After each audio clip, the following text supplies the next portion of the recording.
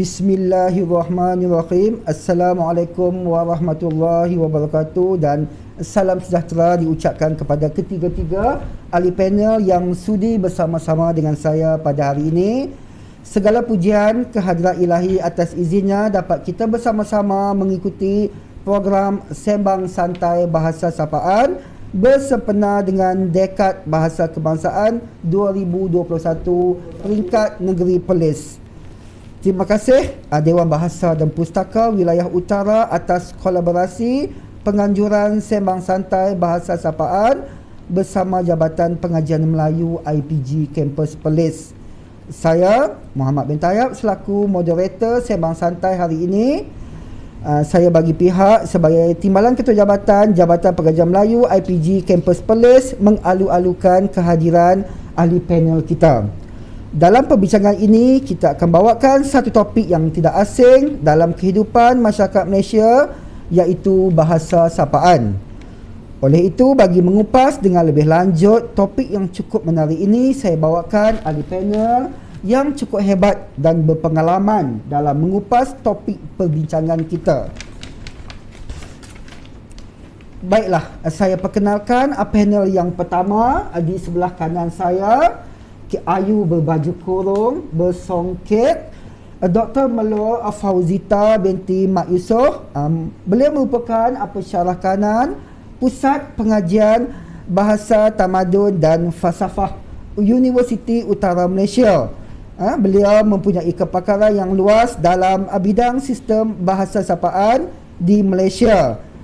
Terima kasih Doktor sudi meluangkan masa bersama-sama dengan kita pada hari ini. Dan saya juga rasa bangga dapat berjumpa semula dengan pensyarah pengajian peringkat master saya. Seterusnya, panel yang kedua di sebelah kiri saya, Puan Nur Adibah Khairiah binti Ciu Abdullah. Beliau merupakan guru penolong kanan hal ehwal murid di Sekolah Kebangsaan Tambung Tulang Arau Perlis, dan beliau juga merupakan jurulatih bahasa Mandarin di College Universiti Islam Perlis. Selamat datang Puan Ciu. Terima kasih. Okey, seterusnya kita kepada panel yang terakhir kita, Tuan Cham Nian, anak lelaki Song. Beliau merupakan pensyarah kanan di Institut Aminuddin Baki, Cawangan Utara, Digitra Kedah. Apa khabar Tuan Cham? Ya, baik-baik Tuan. Dalam program Sembang Santai kita pada hari ini, kita akan berbincang tentang bahasa sapaan yang akan melibatkan tiga kaum di Malaysia, iaitu masyarakat Melayu, masyarakat Cina dan juga masyarakat Siam. Untuk memulakan Sembang Santai kita pada hari ini, pertama sekali diminta doktor selaku panel pertama menjelaskan tentang sistem bahasa sapaan di Malaysia dan seterusnya menjelaskan sistem sapaan dalam masyarakat Melayu. Okey doktor, dipersilakan. Okay, Alhamdulillah, terima kasih kepada moderator kita pada pagi ini, Encik Muhammad bin Tayyab. Okay, dan terima kasih juga kepada pihak IPG Kampus Perlis dan pihak DBP Wilayah Utara kerana menjemput saya lah untuk bersama-sama bersembang santai lah pada hari ini. Okey, berkenaan dengan bahasa sapaan. Okey, yang pertama sekali kita tengok apa yang dimaksudkan dengan bahasa sapaan. Okey, sapaan itu merupakan satu kaedah macam mana individu itu menyapa ataupun menegur sesama masyarakat lah dalam masyarakat kita. Dan kalau mengikut sapaan yang sebenarnya kita perlu ada undang-undangnya sebenarnya pasal sapaan ini. Okey, jadi undang-undang, saya sebut undang-undang lah. Jadi undang-undangnya bergantung kepada faktor-faktor tertentu. Faktor yang pertama ialah dari segi umur. Okey, dari segi jantina. Okey, dan yang penting sekali dalam masyarakat kita ialah dari segi status sosial. Maksudnya dalam masyarakat kita adalah yang berstatus tinggi, yang rendah dan sebagainya. Okey. Jadi dari segi yang pertama sekali dari segi jantina. Kita nampak dalam kalau dalam masyarakat, saya campurlah dalam masyarakat Melayu sekalipun, kalau dari segi jantina kita akan nampak perbezaan. Kalau disebut encik, tuan, Walaupun kita tak nampak orang itu tidak berada di depan kita, kita tahu jantinanya ialah lelaki. Kalaulah disebut puan, disebut cik, kita tahu itu adalah perempuan. Itu dari segi jantina.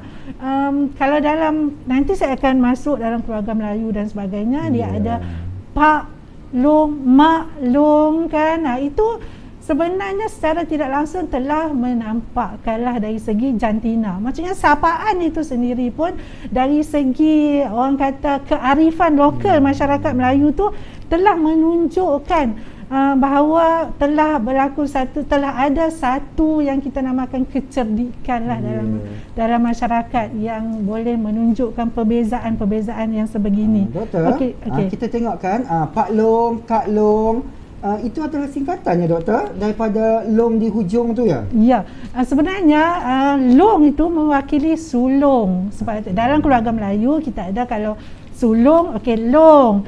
Kalau tengah, angah, makngah, macam tu. Jadi alang, panda, pak teh, pak su yang bawah sekali lah, yang kecil sekali, yang bongsu kan.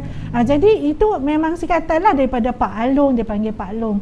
Okey, tapi dalam masyarakat kita sekarang, Pak Long, Kak Long, semua tu sebenarnya dia tidak merujuk kepada panggilan dalam keluarga. Maksudnya dekat sini kalau kita pergi ke pasar malam kan, kalau di Kedah ni disebut market kan, pasar pagi. Jadi penjual-penjual akan panggil Kak Long, macam tu. Satu lagi Nat. Nat, yes. Kalau di Nat. Jadi panggilan tu maksudnya dia bukanlah panggilan dalam keluarga. Maksudnya orang yang disapa tu bukannya Kak Long kepada penjual tu, tak, tapi situ menunjukkan kemesraan lah, kemesraan sapaan dalam masyarakat Melayu. Dan saya pernah juga pelajar saya lah di Institut Utara Malaysia, sebab pelajar kita ni datang daripada negeri yang berbeza. Jadi bila dia datang di sini, bila dipanggil Kak Long untuk datang tu, jadi dia macam kebetulan dia anak sulung. Jadi dia macam mana tahu dia anak sulung, panggil dia Kak Long macam tu. Tapi tapi sebenarnya itu adalah sapaan.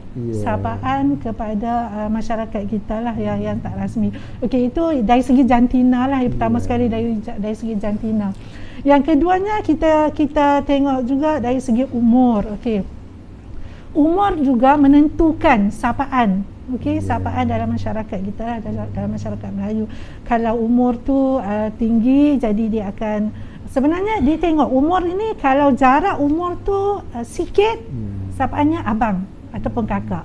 Jadi kalau jarak umur tu macam banyak sikit, macam orang yang disapa itu sebaya dengan ayahnya ataupun dengan ibunya, dia akan sebut Pak lah. Okey, Pak Long ke Pak Ngah macam tu. Dan kalau jarak umur dia memang ketara, dia akan jadi datuk, tok wan, nenek dan sebagainya. Itu dari segi umur. Dan dalam masyarakat Melayu juga kita tengok sebenarnya kalau kembar, katanya kembar kan, kalau dia lahir seminit selepas itu pun dia yang lahir dulu tu memang kita panggil abang atau kakak lah, ikut jantina. Dan dia tak samalah dengan di barat, sebab kadang-kadang di barat tu kalau ibu bapa sendiri pun dipanggil dengan nama kan, dia panggil Smith, dia panggil John, dia panggil Mary, tapi kita tidaklah. Kita di dalam kalangan masyarakat Melayu khasnya memang penentuan untuk berlaku sopan santun tu memang amat dipentingkan. Sebab apa? Abang, kalau dia panggil abang, itu menunjukkan yang tua itu ada rasa tanggungjawab kepada yang muda. Dan yang muda ni ada rasa tanggungjawab untuk menghormati yang lebih tua. Itu dari segi umur lah, kita tengok dari segi umur. Dan yang seterusnya dari segi status sosial, kita tengok dalam masyarakat kita ada banyaklah status sosial kan. Dari segi pendidikan, dari segi ekonomi, dari segi orang kata dari segi pemerintah, pekerjaan dan sebagainya. Jadi perbezaan-perbezaan itu telah menyebabkan wujudnya perbezaan dalam sistem sapaan. Okey, itu secara ringkasnya lah mengenai sistem sapaan lah. Dan kita tengok dalam sistem sapaan dalam masyarakat Melayu sekarang pun ada banyak sebenarnya. Dari segi ada dua bentuk lah, dari segi formal dan tak formal. Yang tak formal ini memang banyak, sebab kita di Malaysia kita ada banyak dialek.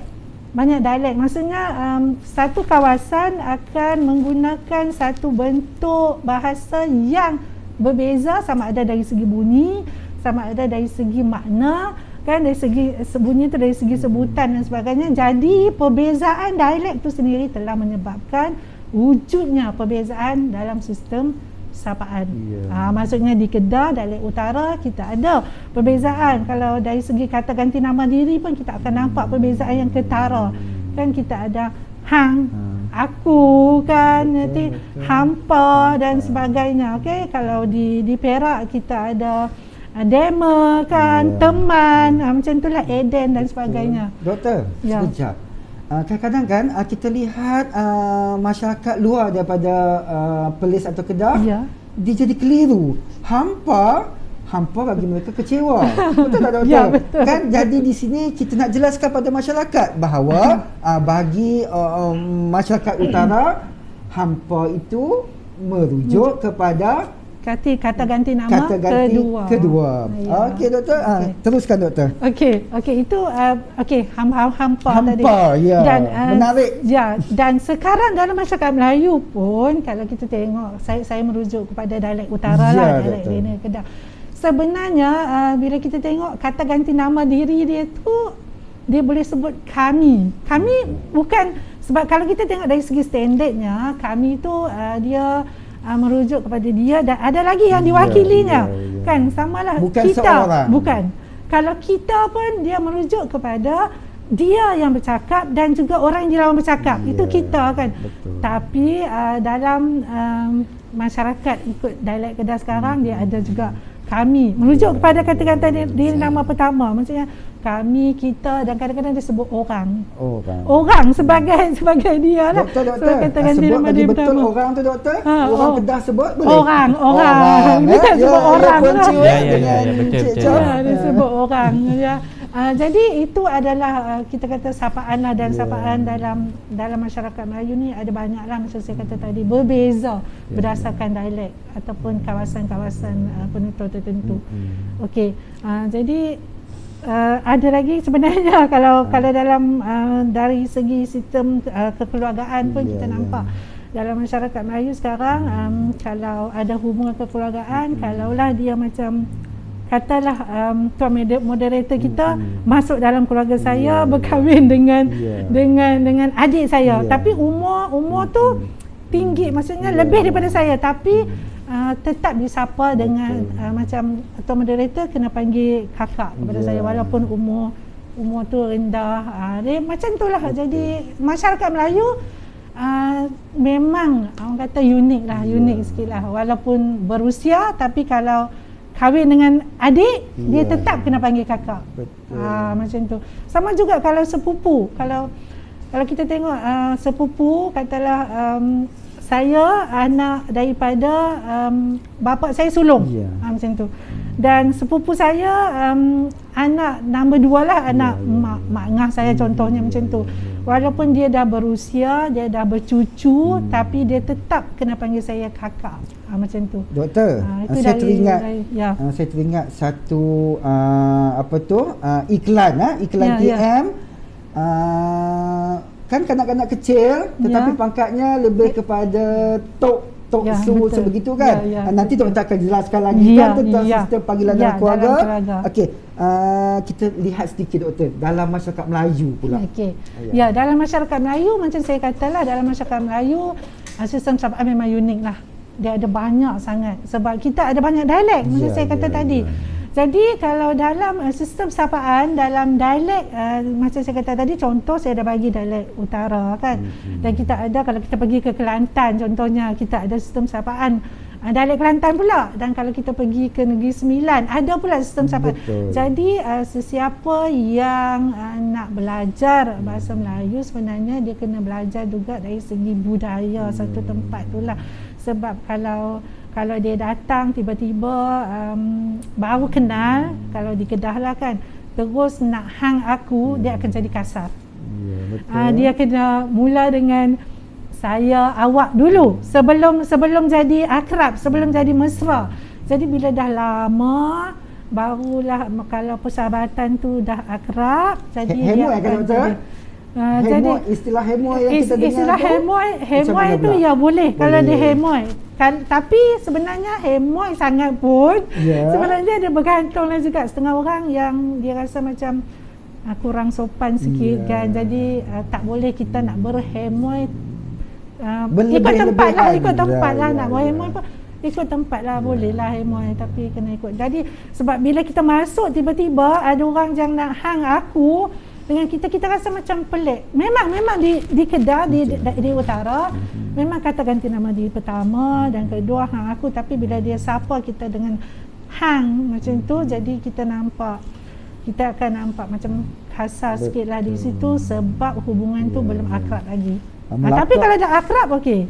Melaka pun ada konsepnya yang tersendiri kan dalam bahasa sapaan Doktor jelaskan secara ringkas. Kalau di Melaka kalau kita sebut macam dia panggil lahabau kau macam tu kan, itu biasa sebenarnya sebab dah mesra. Dia tak ada istilah kasar. Kalau kita tahu budaya satu tempat, satu kawasan ni tak ada istilah nak kata. Sebab kita pernah dengar, bahasa orang utara ni kasar lah, setengah orang kata macam tu. Kasar kasar sangat bila dia dengar. Tapi sebenarnya sebab dia tak tahu, dia tak masuk lagi dalam masyarakat tu sebenarnya mesra. Kalau kita tak mesra, kita tak cakap macam tu dengan orang yang baru kita kenal kan. Setuju, Doktor. Jadi itulah yang kita kata sebenarnya sapaan dalam bahasa Melayu, dalam kaum Melayu, bangsa Melayu ni ada banyak lah. Jadi kalau kita nak tahu betul-betul sebenarnya kita kena tengok dulu, kena pergi, kena masuk kepada masyarakat tu. Jadi kita tak boleh nak label kata ini lembut, ini kasar dan sebagainya. Kita tak boleh kategorikan betul. Tak boleh. Macam itulah. Dan kalau kita tengok pun sebenarnya dalam sistem panggilan pun ada jugalah, kita ada dari segi gelaran untuk warisan kan. Gelaran kalau warisan tu ada gelaran yang macam keturunan dia daripada raja kan, dia ada tengku dan sebagainya. Mak engku itu mak engku, pak engku untuk keturunan dia raja. Okey, baik. Kita letakkan sebagai satu perincian yang lebih mendalam kan yang itu. Terima kasih. Okey, terima kasih Doktor atas penjelasan yang begitu panjang lebar, menarik, hidup, yang kita rasakan bahawa sebenarnya kita perlu belajar, tentang bahasa sapaan mengikut negeri-negeri supaya kita tak terlebih hemoy Doktor lebih hemoy pun tak sesuai juga kan, tak sesuai. Invited commonnya tak sopan Okey, jadi sebagai masyarakat Malaysia, seperti pepatah Melayu, masuk kandang kambing kena mengembek lah kan. Kita melihat kepada situasi. Betul. Jadi kita masuk kandang lembu, kita kena menguak lah. Bermakna kita kena mencari kesesuaian dan di mana kita memang tahu masyarakat Malaysia ni memang kaya dengan bahasa sapaan. Ini baru kita melihat kepada bahasa sapaan masyarakat Melayu. Okey. Sekarang kita akan melihat pula kepada masyarakat Cina. Okey, jadi puan, bagaimana pula tentang sistem sapaan dalam masyarakat Cina? Okey, dipersilakan Puan Cio. Terima kasih kepada Cik Mat. Okey, sama. Okey, kat Malaysia ni sama juga dengan masyarakat Melayu. Bahasa sapaan dalam masyarakat Cina pun ada. Jadi sama juga untuk memulakan komunikasi, untuk menyapa lah. Jadi yang tu kita ambil kira dari segi usia orang yang kita nak sapa. Usia, pangkat, keakraban, macam tadi Doktor mula bagi tahu kan.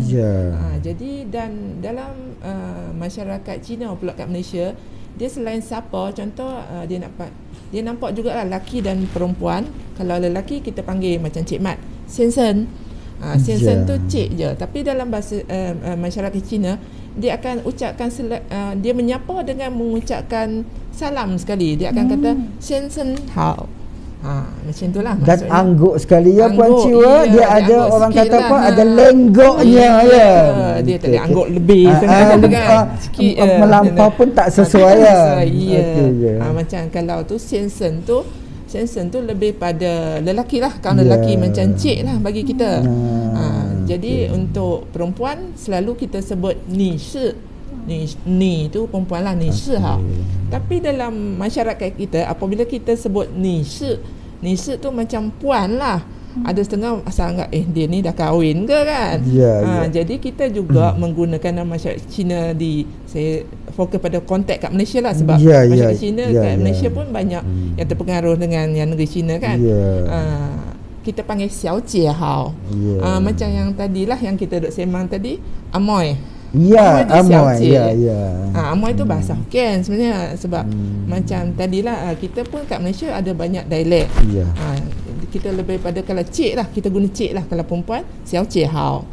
Macam tu. Ataupun kita jumpa xiao jie ni hao. Lepas tu macam kalau usia, contoh saya tak kenal Tuan Cham ni. Ni first time jumpa. Saya jumpa datang Nin hao. Nampak pula muda kan Tuan Cham kan. Jadi kita kena mencari istilah bahasa sapaan yang sesuai lah kan. Kata awak salam sejahtera awak. Hao tu baik lah maksudnya. Tapi dengan erti kita, kalau kita translate dia jadi awak baik lah kan. Tapi sebenarnya macam salam sejahtera cik. Tapi kalau dia ada beza ni dengan nin. Ni tu awak. Awak tu selalu sama umur kita lah. Apa nin kita guna sebenarnya untuk orang lebih berusia atau orang lebih berpangkat. Macam Tuan Cham, sebab tu kita panggil nin hao secara untuk hormat lah. Nin, jadi tulisan dia berbeza. Dia ada, kalau dalam tulisan Cina dia ada hati kat bawah, maksudnya menghormati. Jadi dia berbeza. Macam keakraban pun berbeza. Contoh kalau kita kenal lama bolehlah panggil nama terus. Macam tu kita sapa terus. Jadi kalau macam dalam bahasa masyarakat Cina juga dia mengamalkan salah satu lagi ikut profession. Contoh saya tahu Cik Mat ni pensyarah.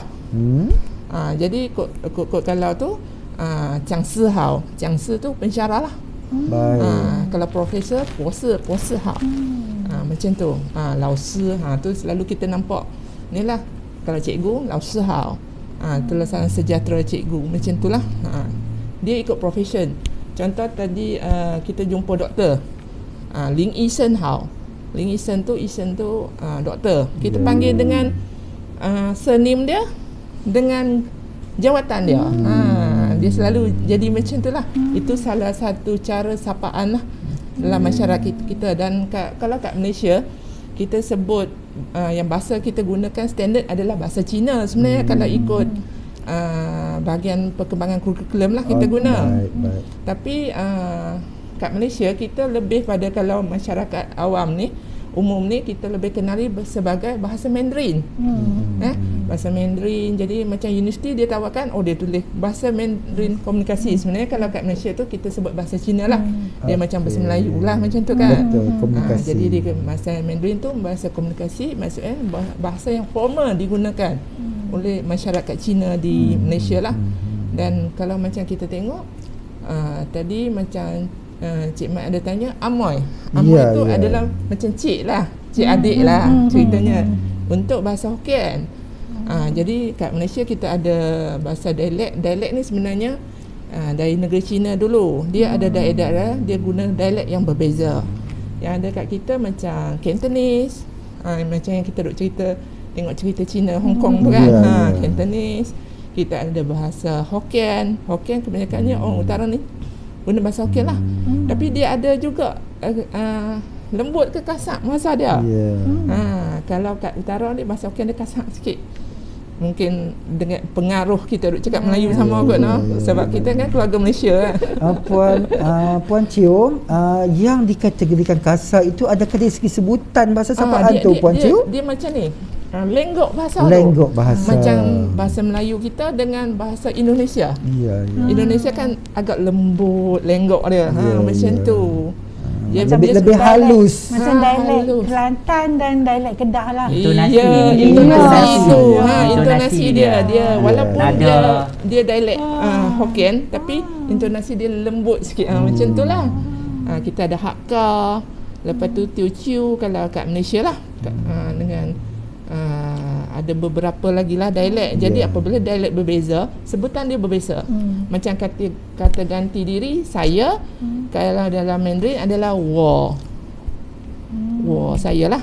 Kalau bahasa Hokkien wa. Tu yang kalau kat utara ni kita sebut wa lu tu, tahu lah. Wa tu saya, lu tu hang lah. Macam tu lah kan. Dia jadi macam tu lah bahasa sapaan. Jadi kita nampak lah, dan selalunya kita tengok usia lah. Okey, jadi kita lihat di sini jelaslah mengikut apa yang Puan Chiu kongsikan dalam masyarakat Cina juga tidak jauh beza dengan masyarakat Melayu, di mana kita melihat kepada faktor usia, okey, dalam kita nak menggunakan bahasa sapaan. Okey, seterusnya dari segi profession, okey, profession yang profesional, begini bahasa sapaannya, yang agak lebih rendah, agak berbeza. Okey, begitu juga dalam proses dialek, mengikut Puan Chiu, ada sebutan bahasa yang agak kasar, yang bahasanya lebih halus, seperti yang Tuan Chan bagi tahu, melibatkan intonasi, itu dalam masyarakat masyarakat Cina. Jadi kita lihat jelaslah apa yang Puan Chiu terangkan tentang sistem sapaan dalam masyarakat Cina. Terima kasih Puan Chiu atas penerangan yang jelas tentang sistem sapaan dalam masyarakat Cina. Okey, baiklah. Seterusnya kita pergi panel kita yang ketiga. Teman saya lah, dua jejaka, dua orang sekarang suka sebut sebagai wanita apa ya doktor? Wanita berkejaya ya. Sebab kita nak sebut tu biar kita sebut perkara yang manis dan molek didengar. Wanita sekarang kebanyakan wanita berkejaya ya. Okey, Tuan Cham, di sini saya nak ajukan soalan kepada Tuan Cham tentang sistem sapaan dalam masyarakat Tuan Cham sendirilah, dalam masyarakat Tuan Cham, iaitu masyarakat Siam, di mana kita lihat masyarakat Siam di Malaysia ni ada di utara, di Perlis, di Kedah, di Kelantan. Di Terengganu ada juga Tuan? Terengganu tidak ramai Tidak Tuan. ramai. Tidak ramai, tetapi di Perak ada. Di Perak ramai ada. Tetapi tidaklah seramai di Kedah dan di Perlis dan di Kelantan. Jadi mohon agar Tuan Cham terangkan tentang sistem sapaan yang berlaku dalam masyarakat Siam di Malaysia ini. Okey, sawadikap. Terima kasih Tuan Moderator dan rakan-rakan saya semua. Ini adalah Tuan sistem. Cham, sekejap, saya tak pandai nak jawab balik. Okey ya. Tak nanti kita belajar kemudian. Ya, kita akan belajar kemudian. Sebab ini adalah satu sapaan yang paling penting dalam masyarakat Siam.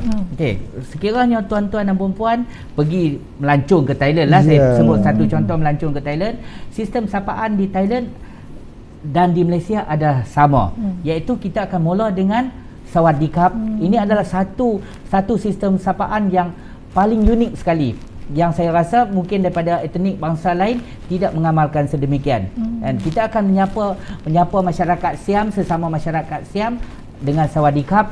Sawadikap adalah bagi orang lelaki, sapaan bagi orang lelaki, tidak kira tua muda, tetapi dimulakan dengan yang muda kepada yang tua, bukan yang tua kepada yang muda. Contoh, saya bertemu dengan seorang pakcik yang lebih tua daripada saya, mungkin dia umur 60, saya akan menyapa dia terlebih dahulu. Itu menunjukkan kesopanan, dan kesopanan dalam masyarakat Siam, di mana yang muda menghormati yang tua. Dan bagi masyarakat Siam, sawadikap adalah untuk orang lelaki, tetapi bagi sapaan bagi orang perempuan pula sawadikah, tetapi tangannya juga angkat bersama. Okey, sekiranya ada kelompok yang ramai-ramai, kan contoh saya pergi dalam satu majlis, ada majlis kenduri ke apa-apa, saya akan menjumpai ramai yang berada di situ. Sapaan yang saya selalu amalkan ialah saya akan angkat tangan sawadikap pinong tukun. Sawadikap adik-beradik sekalian. Dengan ayat sedemikian. Sebab kita tak boleh sebut kata okey selamat pagi, sawadikap Cik Mat, sawadikap Puan Lili, sawadikap Puan Mak Aminah. Kita tidak amalkan sedemikian. Kita dengan menyapa sekali saja. Kita angkat tangan dan menyapa bahawa sawadikap Pinong Tukun. Pinong Tukun menunjukkan bahawa Pinong ni bermaksud adik-beradik sekalian. Okey, itu adalah sistem sapaan dalam masyarakat Siam. Cik Cham. Ya. Kalau semua kita nak ajukan ikut panggilan, lambat lah nak Lambat. makan. Kalau ada 50 lah saya. Ya, 50 lah saya terpaksa sebut nama dia orang. Ya. Itu adalah sistem sapaan orang Siam yang agak unik. Dan saya ulang sekali lagi, bagi masyarakat Siam, bagi golongan wanita pula, dia akan menggunakan sawadikah. Itu berbeza. Kalau lelaki kap, kalau perempuan sawadikah. Itu itu kalau kita lihat di sini, yang dititik beratkan di sini dalam masyarakat Siam ialah apabila kita mempunyai anak kan, ataupun adik-beradik kita yang lebih muda daripada kita, perlu dididik dengan sistem sapaan ini. Selalunya saya akan mendidik anak-anak saya, tidak kiralah bukan saja saya tetapi masyarakat Siam kebanyakannya mendidik anak dengan sapaan sawadikap. Apabila jumpa saja, bertemu saja dengan orang yang lebih tua daripada kita, itu adalah satu tindakan yang pertama. Bagaimana kita nak memupuk hubungan yang akrab sesama masyarakat Siam. Tak kira walaupun kita kenal atau tak kenal, tetapi itu adalah sapaan yang paling penting, sawadikap. Ya. Dan selain daripada itu, masyarakat Siam juga, selain daripada sistem sapaan yang dikatakan dengan sawadikap atau sawadikap, sistem sapaan yang boleh menambat hati orang lain ialah sawadikap bersama senyuman. Orang Siam kebanyakannya selalu senyum. Dan itu amalan yang dititik beratkan oleh masyarakat Siam dari dulu kala lagi. Bersama dengan sawadikap, pamerkan senyuman anda. Sebab itu kebanyakannya boleh kekal mesra. Okey. Selain daripada itu, kalau kita tengok masyarakat Siam juga mempunyai kesamaan dengan masyarakat Melayu, sebab kita daripada rumpun yang sama. Kan? Hormat daripada segi hormat orang tua, orang yang lebih berpangkat, orang yang lebih berilmu, kita mempunyai persamaan di antara orang Melayu dan orang Siam. Dan saya rasa tidak beza juga dengan masyarakat Cina yang kita mengamalkan kesopanan di dalam sistem kemasyarakatan kita. Okey. Selain daripada itu, kalau kita tengok juga sistem sapaan, tetapi sedikit berbeza dengan masyarakat Melayu. Sistem sapaan bagi panggilan dalam keluarga, contoh macam doktor maklumkan tadi, Pak Long, Pak Ngah, Mak Long, Mak Cik, Tok Lang, tetapi masyarakat Siam tidak ada sedemikian. Okey, saya sebagai abang dan abang yang kedua, ada lagi abang yang pertama. Saya hanya anak-anak saya akan memanggil abang saya lagi dua orang lah. Hanya dengan Lung. Panggilan Lung. Lung tu bermaksud Pak Cik. Dia tidak ada dia tak ada lung besar, lung kecil, lung tengah, lung hujung, tak ada. Dia kalau abang daripada saya, walaupun 5 orang, tetap panggil lung. Semua panggilan ada lung. Bagi adik pula, panggilannya adalah Nasau. Okey, adik perempuan Nasau. Panggilannya adalah Nasau. Walaupun saya mempunyai adik 3 orang, tetapi anak saya tetap memanggil dia orang Nasau. Ketiga-tiga orang itu dalam panggilan yang sama bagi perempuan. Tetapi bagi lelaki pula, dia panggil Nadin. Nadin. Bukan Nadin dalam bahasa nama dalam bahasa Melayu, tetapi ini adalah panggilan Nadin adalah untuk Pak Su lah. Pak Su, adik kepada saya bagi lelaki. Tadi saya terlupa satu lagi. Kalau kakak saya pula, dia panggil Pa. Panggilan Pa. Bukan PA. Kalau PA, Pa. Tetapi dia intonasinya, masyarakat Siam ni dia mempunyai intonasi yang agak berbeza. Sebab lembut sikit Pa. Kita kena tarik panjang sikit Pa. Okey. Masyarakat Siam di Malaysia kebanyakan mendapat pengaruh daripada masyarakat Thai di negara Thailand. Kan? Jadi kita banyak mendapat pengaruh daripada sana. Apa yang diucapkan di Thailand kebanyakan kita meniru daripada sana. Kita mendapat pengaruh budaya daripada sana, dan tidak boleh dinafikan ini adalah disebabkan kita mempunyai hubungan kesaudaraan, tali persaudaraan, sebab saya sendiri mempunyai adik, masih ada saudara mara di Thailand. Dan kita juga masyarakat Siam mempunyai satu keuntungan, iaitu masyarakat Siam di Malaysia, kita juga boleh bertutur dalam bahasa formal. Bahasa formal yang diamalkan di negara Thailand. Okey, dan kita menggunakan bahasa sapaan tersebut, kita ambil daripada Thailand dan kita menggunakan di Malaysia. Tetapi walau bagaimanapun, kita lihat di sini bahawa sistem sapaan ini yang saya sebutkan, kita mempunyai perbezaan daripada segi umur, pangkat dan darjat dan sebagainya. Tetapi kalau masyarakat keakraban, bagaimana memupuk keakraban? Kita lebih menggunakan panggilan nama. Dan kalau masyarakat Perlis, orang Melayu Perlis, dia menggunakan istilah hang, gunakan istilah aku. Itu menunjukkan keakraban. Kalau orang luar daripada Perlis, Kedah, melihat bahawa ini adalah satu bahasa yang kasar, tetapi sebenarnya ini adalah bahasa kemesraan. Begitu juga masyarakat Siam yang akrab antara satu sama lain, dia menggunakan bahasa ku. Ku ni adalah aku. Dia mempunyai sedikit persamaan dengan masyarakat Melayu Utara. Ku membahasakan dirinya sebagai aku, dan meng ni adalah hang lah, hang ataupun kamu. Tetapi apabila kita mendapat pengaruh daripada negara Thailand, bahasa tersebut agak sudah di orang kata dia apa doktor, agak terpupus. Terhakis dari hari ke hari, dan kita lebih menggunakan bahasa kun tu ialah kamu, awak. Kita dah serap daripada Thailand. Dan kita sendiri mengakui bahawa bahasa yang dari Thailand itu lebih indah dan lebih halus dan lebih manis bila didengar. Okey. Saya rasa itu saja tentang bahasa sapaan bagi masyarakat Siam. Kalau ada apa, Tuan Moderator boleh tanya. Kalau nak pergi Thailand pun saya boleh uruskan nanti. Sebab masyarakat di Thailand, saya rasa Tuan Moderator sendiri pun biasa bertemu dengan masyarakat Siam di Malaysia. Dan yang pertama, ini bukan menunjukkan tanda kita sembah, tetapi ini adalah sistem sapaan. Sawadikap. Kadang-kadang orang yang bukan daripada bangsa Siam akan merasakan bahawa ini adalah menunjukkan tanda sembah, tetapi ini bukanlah tanda sembah. Ini adalah tanda sapaan. Berbeza sekali dengan sembah. Sebab sembah kita menyembah kepada sesuatu, tetapi ini adalah sapaan. Jangan kekok atau jangan rasa malu apabila kita bertemu dengan orang masyarakat Siam. Apabila dia mengangkat tangan tanda begini, dia bukan bererti dia menyembah kita, tetapi ini adalah sistem sapaan. Dan sistem sapaan ini kalau nak disamakan, sama lebih kurang sama dengan kita bersalaman. Seperti orang Melayu kita bersalaman apabila bertemu rakan atau bertemu kenalan. Ya.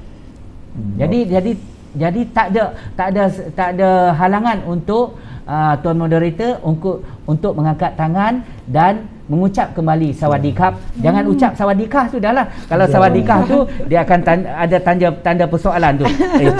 Tuan Moderator ni betul kan ni? Ya. Okey, terima kasih Tuan Moderator. Okey, di sini kita boleh lihat Tuan Syam bahawa dalam bahasa sapaan itu penting untuk kita melancong, kita kena mengenali dulu. Betul. Bukan sahaja kita nak pergi Thailand, seperti juga orang asing untuk datang ke Malaysia, perlu tahu bahasa sapaan masyarakat Melayu, masyarakat Cina yang telah kita bincangkan tadi. Dan apa yang mengikut Tuan Cham perkatakan tadi, dalam masyarakat Siam dapat dilihat dengan jelas bahawa masyarakat Siam sangat mementingkan bahasa sapaan itu mengikut kategori jantina, kategori umur, yang itu perlu kita gunakan yang sesuai lah, mengikut kategori jantina dan umur seperti yang Tuan Cham telah jelaskan dengan panjang lebar tadi. Jadi terima kasihlah Tuan Cham atas penerangan yang berkaitan dengan sistem sapaan masyarakat Siam. Jadi kita lihat bagaimana setiap kaum mempunyai cara masing-masing. Masyarakat Melayu, masyarakat Cina, Puan Ciu Tuan Cham, masyarakat Siam mempunyai cara atau kaedah masing-masing untuk memanggil, untuk menegur, tak kira lah dalam situasi perayaan, hari raya, sambutan dan sebagainya, di mana dia ada kepelbagaian dalam bahasa sapaan mengikut kaum di negara Malaysia kita. Dan kita di Malaysia ni ada kepelbagaian masyarakat. Selain ada masyarakat Melayu, masyarakat Cina, masyarakat Siam, kita ada masyarakat India, masyarakat Sikh, di mana untuk kaum-kaum lain seperti juga etnik, Doktor, Tuan Cham dan juga Puan Ciu, kita lihat banyak etnik di Sabah Sarawak. Nanti kita boleh bincang untuk program bahasa sapaan yang seterusnya. Nanti Puan Anum, pegawai Dewan Bahasa dan Pustaka akan ambil tindakan lah. Okey, jadi kita teruskan untuk pusingan yang seterusnya. Seperti yang kita sedia maklum, bahawa bahasa sapaan wujud dalam dua situasi. Yang pertama situasi formal dan juga situasi tidak formal. Saya ajukan soalan kepada doktor.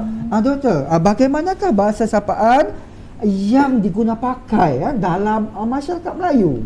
Ya. Terima kasih lagi sekali Tuan Moderator kita.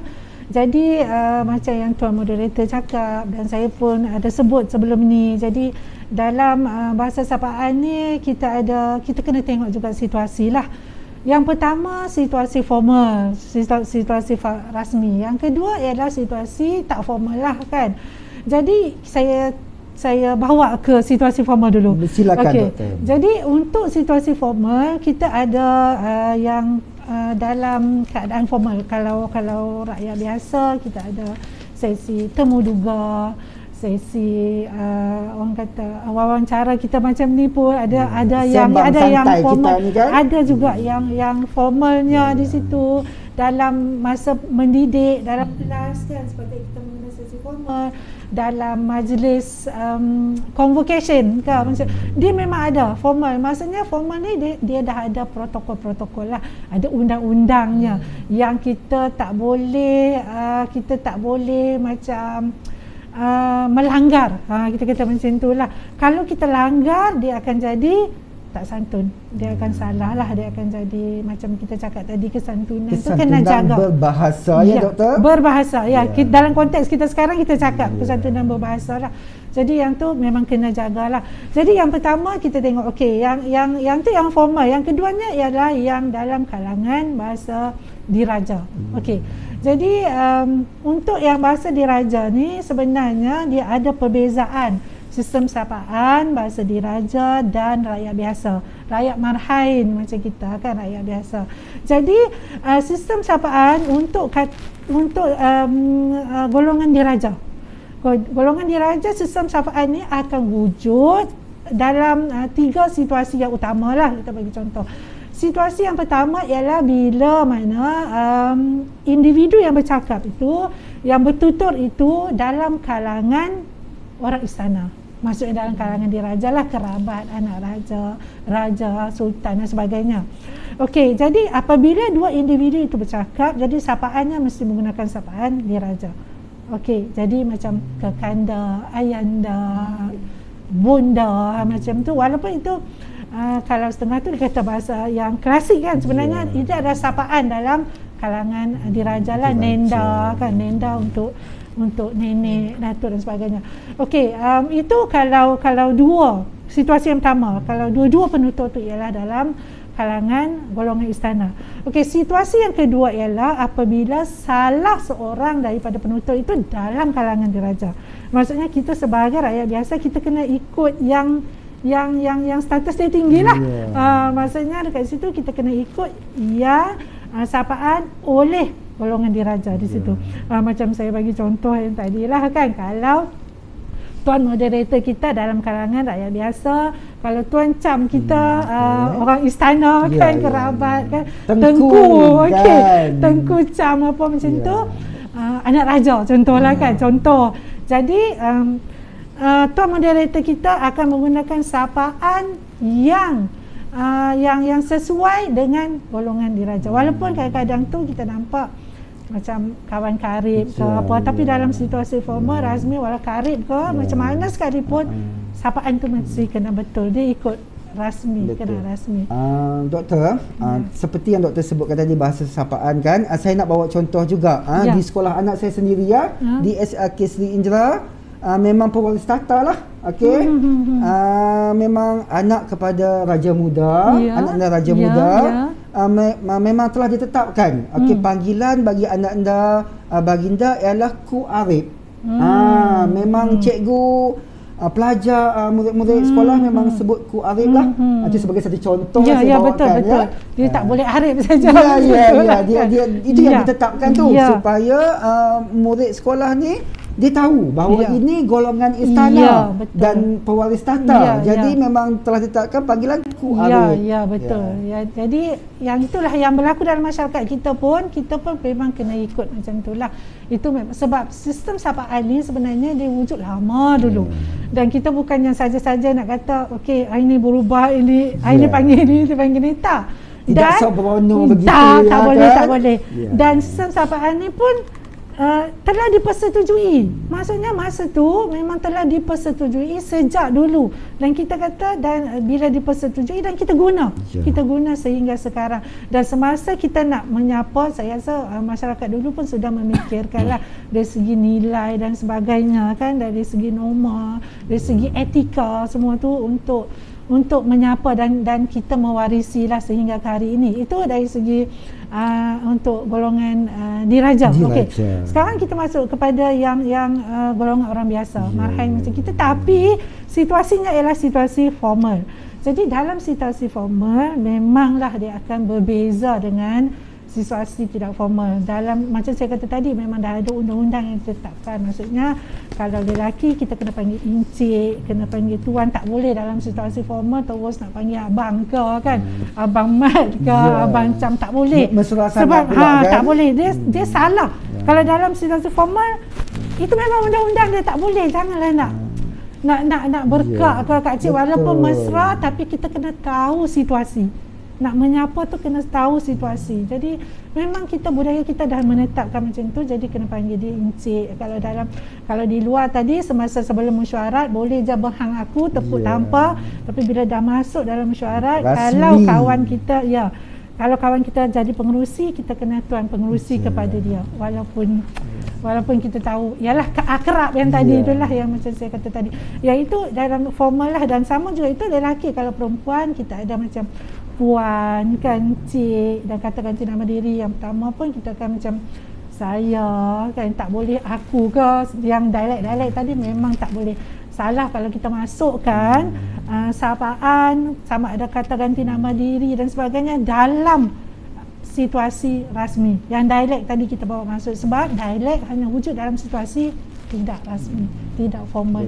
Jadi dalam formal dan untuk formal pun kita ada juga macam rujukan-rujukan tertentu. Katalah dia seseorang tu, individu tu telah mendapat datuk, dapat gelaran kan. Okey, dia ada datuk, dia darjah kebesaran, dah diberi, maksudnya dah diberi pingat lah kan. Okey. Dan pingat tu membawa gelaran. Maksudnya dia ada, sebab kita tahu pingat pun ada yang tak membawa gelaran kan. Yang ni yang ada gelaran, jadi rujukan dia pun kena betul lah. Okey, yang berbahagia datuk, yang berusaha ketua jabatan, siapa macam tu. Jadi itu dalam situasi formal. Jadi sapaan pun kena dengan panggilan, dengan sistem yang telah ditetapkan. Okey, itu dalam situasi formal. Itu yang saya kata tu, dalam formal ni kita ada undang-undang yang telah ditetapkan. Kalau nak sembrono macam tuan moderator kata tadi, memang tak boleh lah. Salah lah. Macam kalau kita tengok pun, bila kita dengar pun dia jadi macam pelik. Kenapa dengan macam kita macam kenapa dengan dia macam tu lah. tak belajar ke, tak tahu ke. Sebab itulah tadi pun memang Tuan Cham kata atau moderator kita kata kalau kita nak tahu sesuatu bahasa tu, okey, sekarang kita cakap pasal bahasa sapaan, jadi kita kena tahu dulu sebenarnya dari segi budaya. Kalaulah katalah, sebab kadang-kadang kita pernah dengar kan, orang asing, maksudnya dia datang dan dia belajar bahasa Melayu, tapi bahagian sapaan tu tidak, maksudnya tak detail lagi, belum berjurus lagi. Jadi dia panggil saja sebab dia pernah dengar macam Tuan Moderator panggil dekat Puan Tio dengan gelaran yang macam tu. Jadi dia pun panggil. Jadi tak boleh sebab Tuan Moderator dengan Puan Tio dah mesra. Jadi boleh guna sapaan macam tu, tapi dia yang datang nak panggil sapaan yang sama, tak boleh lah. Kan tak boleh lah, dia jadi salah. Sebab tu kadang-kadang kita tengoklah bila kita ada juga pelajar-pelajar antarabangsa lah kan, bila kita mengajar, jadi bila dia panggil macam tu, kadang kita sebagai tenaga pengajar, kadang cikgu pensyarah dia macam kamu dengan kita, awak kan, macam awak, jadi tak kenal lah kan, kita rasa macam tak kenal. Dia memang belajar sebab dia tahu itu adalah kata ganti nama dia kedua, maksudnya dia nak panggil, dia nak sapa orang lain, dia boleh sebut macam awak kan, boleh sebut kamu, tapi dalam konteks budaya, dalam kita nak bercakap dengan orang yang lebih macam statusnya lebih tinggi, macam contoh tadi cikgu dengan anak murid kan, jadi tak boleh lah nak aku. Jadi itu yang kita kata dalam situasi-situasi tertentu benda ni tak boleh. Maksudnya bukan sewenang-wenang. Bahasa sapaan memang kita rasa macam orang kata mudah kan, orang kata alah siapa saja. Siapa saja, tapi kalau salah dia macam memudaratkan jugalah. Maksudnya pandangan orang kepada kita tu kan, dia akan jadi macam tak elok lah. Macam kata tadi, biadab, kalau ada orang kata kurang ajar macam tu kan. Tapi itulah yang berlaku lah. Okey, itu dalam situasi yang rasmi lah. Dalam situasi tak rasmi, Doktor, sebelum doktor beralih kepada situasi tidak rasmi, saya tertarik dengan sistem panggilan encik kan, dan tuan. Okey, saya nak bawa sikit cerita masa zaman saya belajar master di fakulti doktor dululah. Okey, saja kita nak mengimbas kembali supaya benda ni kita boleh kongsi bersama masyarakat. Okey, masa saya belajar tu, rakan saya Prof telefon beliau lah untuk memaklumkan tentang tugasan. Tuan, dia call sahabat saya. Sahabat saya dia berkongsi dengan saya. Maaf Prof, saya bukan tuan, saya encik. Okey, boleh tak doktor jelaskan secara jelas perbezaan antara panggilan tuan dan juga encik dalam urusan rasmi, dalam situasi formal. Okey. Saya rasa tadi tu mungkin dalam situasi yang Tuan Moderator cakap tu, kemungkinan mungkin Prof dia, pensyarah dia nak bermesra. Nak bermesra. Maksudnya kalau belum hantar tugasan, kalau panggil tuan ni dia akan cepat-cepat hantar kan, mungkin lah kan macam tu kan. Okey, tapi kita tengok sepatutnya. Okey, yang kita tengok, okey, sekarang encik dan tuan. Ada perbezaan. Memang kita tahu jantinan memang lelaki lah, kita tahulah encik dan tuan ni. Jadi kalau tuan, kalau dalam organisasi, dalam jabatan, tuan ini pangkatnya selalu lebih tinggi. Dia pegawai atas berbanding dengan encik.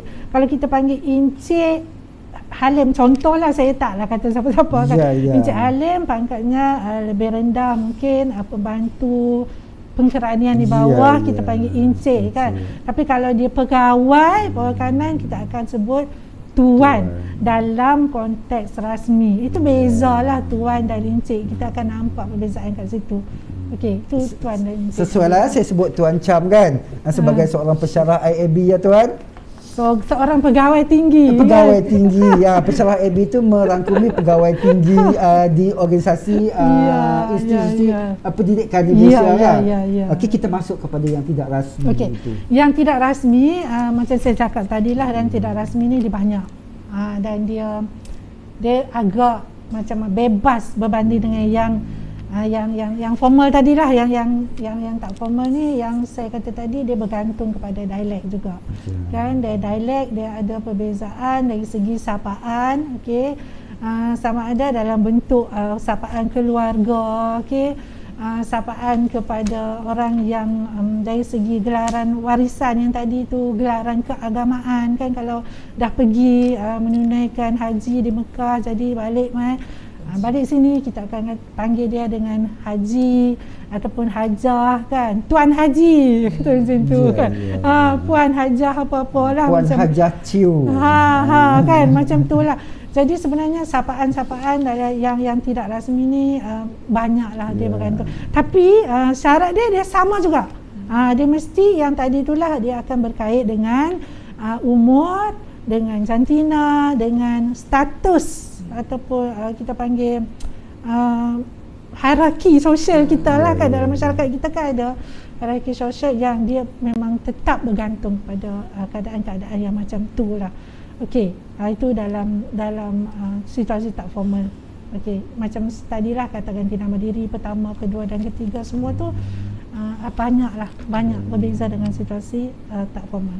Okey. Terima kasih doktor tentang penjelasan bagi bahasa sapaan dalam dua situasi, iaitu situasi secara formal dan tak formal.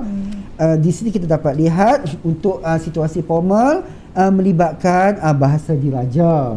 Okey, yang kedua orang biasa.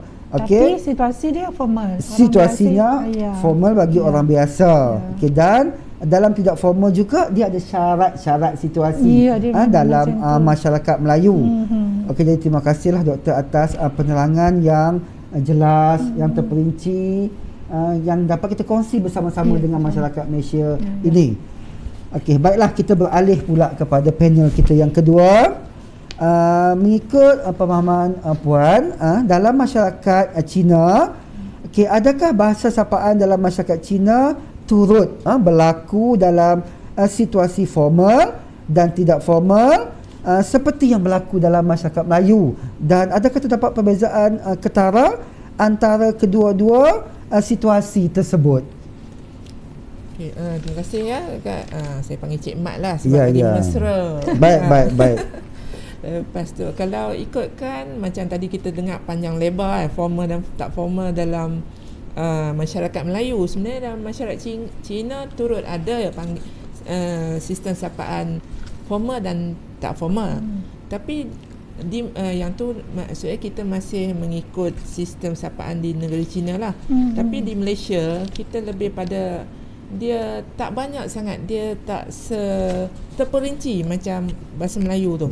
Dia ada juga kalau dalam sistem kita belajar kat sekolah, dia ada juga bahasa istana. Tapi kita tahulah kat Malaysia sebab kita rajanya di tanah besar Cina kita kat sini yang di Pertuan Agong. Jadi ada juga, tapi kita translate lah dalam bahasa Cina.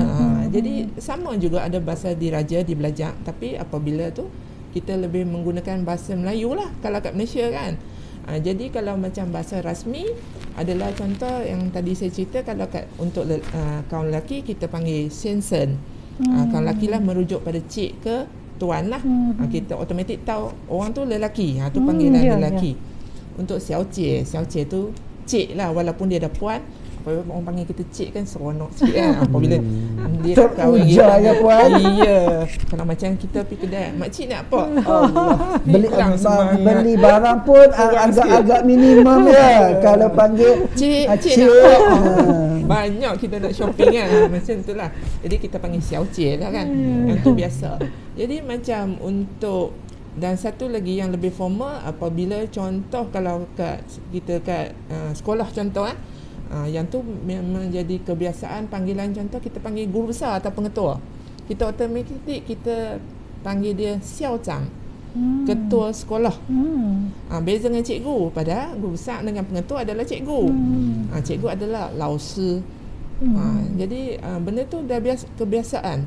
Jadi dia adalah macam kata sapaan yang formal lah. Jadi kita jumpa guru besar Xiao, kita tak panggil dia lao shi walaupun dia sebenarnya dia cikgu. Jadi maksudnya kita nampak perbezaan dia lah. Lepas tu macam untuk kalau tak formal ni memang banyaklah macam kalau tu.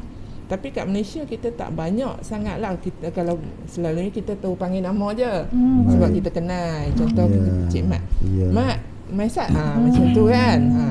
Jadi sebenarnya kalau ikut, masih ada masyarakat Cina yang amal. Contoh orang lebih senior dari kita, kawan baik. Contoh saya dengan Cham, Tuan Cham. Sebenarnya saya kenal Tuan Cham dah lama dah. Jadi saya dah kenal rapat. Jadi dia lagi senior. Contoh umur dia 50 ke atas. Kod-kod lah kan. Contoh. Jadi saya akan panggil dia Lau Cham. Lau tu tua, senior lah sebenarnya. Hormat. Tapi tu informal lah masyarakat lah kan. Lau Cham, 吃饱了吗? Dah makan kah? Kalau tadi, kalau formal kita tanya, macam Tuan Cham adalah pensyarah, kita panggil Cham Jiang Shi Nin Hao, macam tu. Jadi dia bezalah. Kadang-kadang kita sapa dia, kita tu panggil macam bro lah sebenarnya. Makan dah kah? Macam tu. Jadi tu untuk informal lah. Dia tak formal. Ataupun kalau yang lagi muda, contoh lagi muda, contoh Tuan Cham ni dia baru umur 30, saya dapat perlebihan. Saya panggil dia Xiao Cham. Xiao tu kecil, maksudnya dia muda lah. Selalu Lau tu kita rujuk 50 ke atas lah. Kalau lagi muda kita panggil Xiao lah. Ataupun kita panggil macam masyarakat Cina kan ada surname. Contoh surname saya Chang. Kalau orang jumpa ayah saya, kawan ayah saya akan panggil Lau Chang, 吃饱了吗? Chang senior lah, dah makan dah. Macam tu. Kalau jumpa saya, Xiao Chang, 吃饱了吗? Macam saya kecil lah. Tu antara panggilan tak formal. Ataupun contoh kita tahu nama. Contoh dia nama Mei-Ling. Kalau tak formal kita akan panggil nama dia terus. Secara tak formal kita sapa dia, kita gandakan nama dia Ling-Ling. Macam tu. Itu secara tak normal lah. Bukan tak normal, tak formal. Jadi tak normal, tersasul. Jadi secara tak formal lah. Dan dia banyak lagi lah sebenarnya. Tapi macam formal kita lebih pada macam mana, kita general je kalau kat masyarakat Malaysia lah. Siensen. Cuma nanti yang banyak beza kita akan tengok yang seterusnya, panggil sapaan dalam keluarga. Kita akan berbincang untuk seterusnya. Okey, jadi kita lihat di sini menurut Puan Cio, dalam masyarakat Cina memang wujud bahasa sapaan untuk situasi yang formal maupun tidak formal, dan dia mengikut juga kepada taraf taraf pekerjaan. Beza panggilan antara pengetua, guru besar dan juga guru biasa, guru penerima guru kanan, guru bidang sebagainya, berbeza dengan panggilan untuk tuan pengetua dan juga tuan guru besar. Okey, di sini kita lihat memang ada perbezaan yang jelas dalam masyarakat Cina dari segi bahasa sapaan untuk peringkat situasi formal dan juga tidak formal. Terima kasih Puan Cio atas perkongsian yang amat jelas, bermakna, yang kita boleh kongsi dengan masyarakat Malaysia tentang sistem sapaan yang formal dan tidak formal dalam masyarakat Cina. Okey, untuk seterusnya kita beralih kepada panel kita yang ketiga. Okey, Tuan Cham, setahu pemahaman saya, pembacaan saya, dalam masyarakat Siam yang melibatkan bahasa sapaan hanya hadir dalam satu situasi sahaja di Malaysia ini, iaitu situasi secara tidak formal. Okey, jadi bolehkah Tuan Cham terangkan berkenaan dengan bahasa sapaan dalam masyarakat Siam ini? Okey, terima kasih Tuan Moderator. Sebenarnya ada juga yang formal. Dalam masyarakat Siam ada juga sapaan yang formal, iaitu daripada segi mungkin kita berbeza daripada masyarakat Melayu sebab kita hanya mempunyai yang di-Pertuan Agong sebagai pemerintah kita. Bagi masyarakat Siam, Okey. Ya, tetapi penggunaan bahasanya tidaklah boleh digunakan di Malaysia. Seperti kita kalau di Thailand kita memanggil raja sebagai Prachau Yuhua, begitu juga di sini. Kita juga memanggil Yang di-Pertuan Agong kita dalam bahasa Siam sebagai Prachau Yuhua. Kong Malay. Kita akan sebut bahasa bahawa Prachau Yuhua Kong Pratet Malaysia. Bermaksud Prachau Yuhua itu adalah Yang di-Pertuan Agong, merujuk kepada Yang di-Pertuan Agong. Itu adalah bahasa bahasa sapaan yang formal. Kita memanggil dalam situasi istana. Okey, tetapi penggunaan bahasa itu tidak berlaku di Malaysia kerana pertuturan kita secara formal adalah dalam bahasa Melayu. Okey, tetapi jika ditanya adakah wujud atau tidak penggunaan bahasa formal tersebut, sapaan formal tersebut, ada. Tetapi amalannya tidak diamalkan.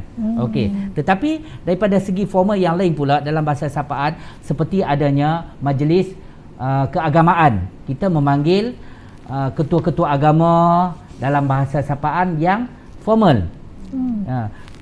Seperti ketua SAMI, kita memanggil ketua SAMI sebagai Tan Chow Kun, kan, Poluang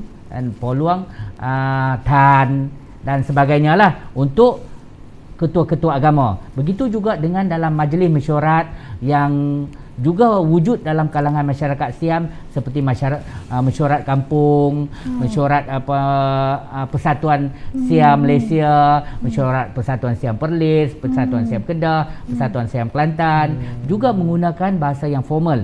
Contoh panggilan kepada pengerusi Tan Prathan, untuk pengerusi Tan Prathan. Ya. Kita tidak boleh menggunakan panggilan nama pada pengerusi tersebut. Tidak boleh memanggil Encik Chamian selaku pengerusi, Encik Muhammad selaku pengerusi. Kita mempunyai panggilan yang formal, iaitu Tan Prathan. Okey, begitu juga dengan AJK di bawah majlis mesyuarat tersebut. Okey.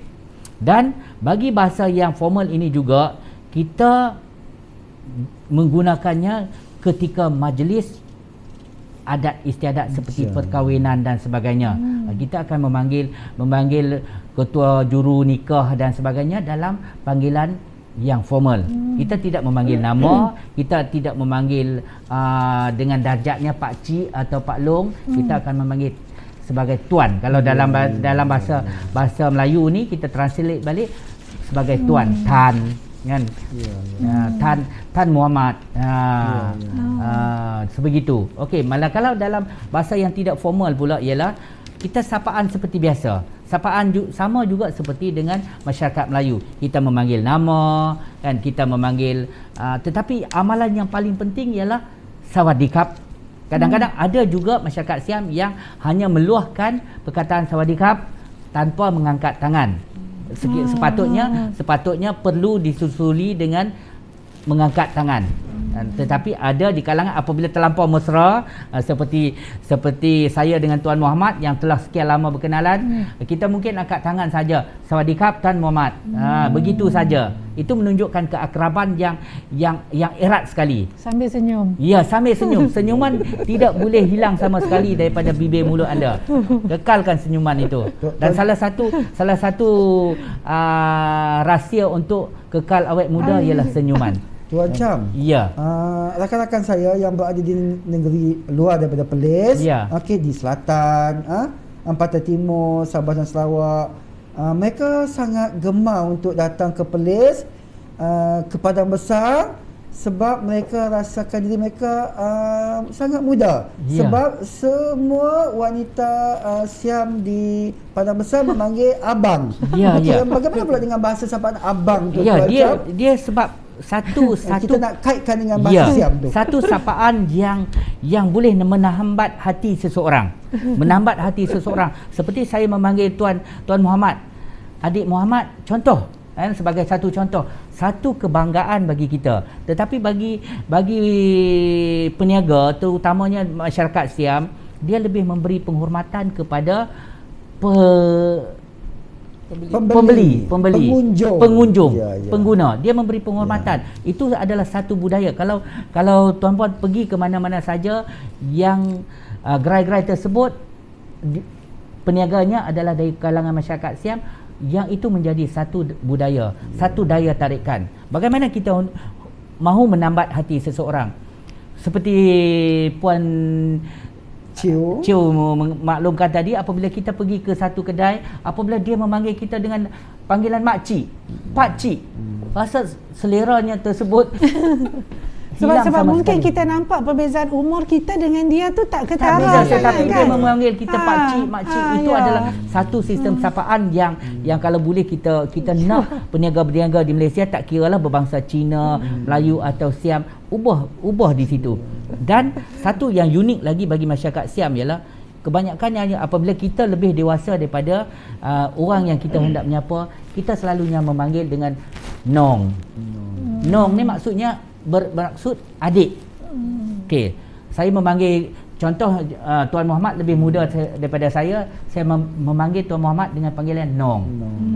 Nong itu menunjukkan keakraban. Panggilan abang pula, panggilan bahasa Siam, panggilan abang pula P. P bagi lelaki. Bagi panggilan untuk perempuan pula kita panggil pisau. Pisau. Pisau. Kalau makcik pula ni na ni boleh lelaki dan perempuan, tetapi kalau untuk perempuan kita panggil nasau untuk mengukuhkan lagi bahawa jantina tersebut.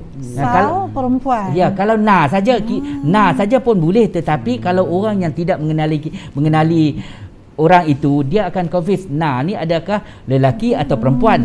Adakah bila ditanya adakah boleh digunakan atau tidak perkataan na ni untuk lelaki atau perempuan, boleh. Tetapi untuk mengukuhkan bahawa na tu adalah perempuan, kita dengan menyebut nasau. Ya. Tapi kalau untuk mengukuhkan pula bagi lelaki, kita panggil Nadin. Nadin bagi lelaki, nasau bagi perempuan. Dan masyarakat Siam memang pentingkan sapaan ini. Sangat-sangat mementingkan sapaan. Sebagai memupuk silaturahim, first kali ialah sistem sapaan. Kalau kita boleh kekalkan sistem sapaan yang indah dengan ucapan sawadikap, dengan tangannya sekali dan dengan lemparkan senyuman, dan saya rasa kita akan tertambat dengan masyarakat Siam. Dan saya pasti tuan-tuan hari ini pun tuan-tuan dah tertambat dengan saya. Tertarik. Okey, terima kasih Tuan Moderator. Okey, baik. Tuan Cham, di sini kita dapat lihat dengan jelas, dalam masyarakat Siam di Malaysia, penggunaannya lebih kepada situasi tidak formal, di mana kalau ikut apa yang Tuan Cham terangkan, situasi formal digunakan di negara asal masyarakat lah, di Thailand. Wujud yang formal tetapi digunakan di Thailand, di sini lebih kepada yang tidak formal lah. Jadi kita lihat Tuan Cham telah jelaskan bagaimana panggilan itu secara tidak formalnya mengikut umur, kategori, lenggok badan kan, angkat tangan, senyuman, itu menjadi pelengkap kepada bahasa sapaan untuk masyarakat Siam untuk menghormati, untuk menghormati tetamu, golongan yang lebih muda. Kita lihat di sini telah berlaku dengan cantik sekali situasi tersebut. Jadi terima kasihlah Tuan Cham atas penerangan yang jelas yang berlaku situasi tidak formal dalam masyarakat Siam. Maka dengan berakhirnya sesi pusingan kita yang kedua ini, kita akan masuk kepada pusingan yang ketiga lah. Kita letakkan pusingan kan. Kita masuk pusingan kita yang ketiga. Saya akan ajukan soalan saya kepada panel yang pertama. Kita berbalik kepada doktor lah. Doktor, seperti yang kita sedia maklum, terdapat bahasa sapaan yang digunakan dalam kata panggilan keluarga, di mana kita ni dengan keluarga memang agak hampir, bukan agak doktor, memang hampir kan, kita gugurkan perkataan agak itu. Memang hampir dengan keluarga, diberi pilihan orang luar dan keluarga, kita utamakan dengan keluarga. Seperti juga dalam Islam kan, dalam Islam kita utamakan keluarga. Jadi memang banyak berlaku keluarga, banyak berlaku situasi-situasi bahasa sapaan dalam keluarga, dan minta doktor jelaskan kata panggilan bahasa sapaan dalam keluarga masyarakat Melayu, dan seterusnya doktor kongsikan juga tentang perubahan dan penambahan kata panggilan dalam keluarga masyarakat Melayu, di mana mengikut pemahaman saya ada istilah-istilah yang baru wujud seperti Tok Ma, Tok Abah. Mungkin saya sendiri pun nanti mungkin cucu saya panggil Tok Bapa. Tok Daddy. Tok Daddy. Tapi saya anak-anak panggil Bapa. Mungkin akan wujud suatu hari nanti Tok Bapa.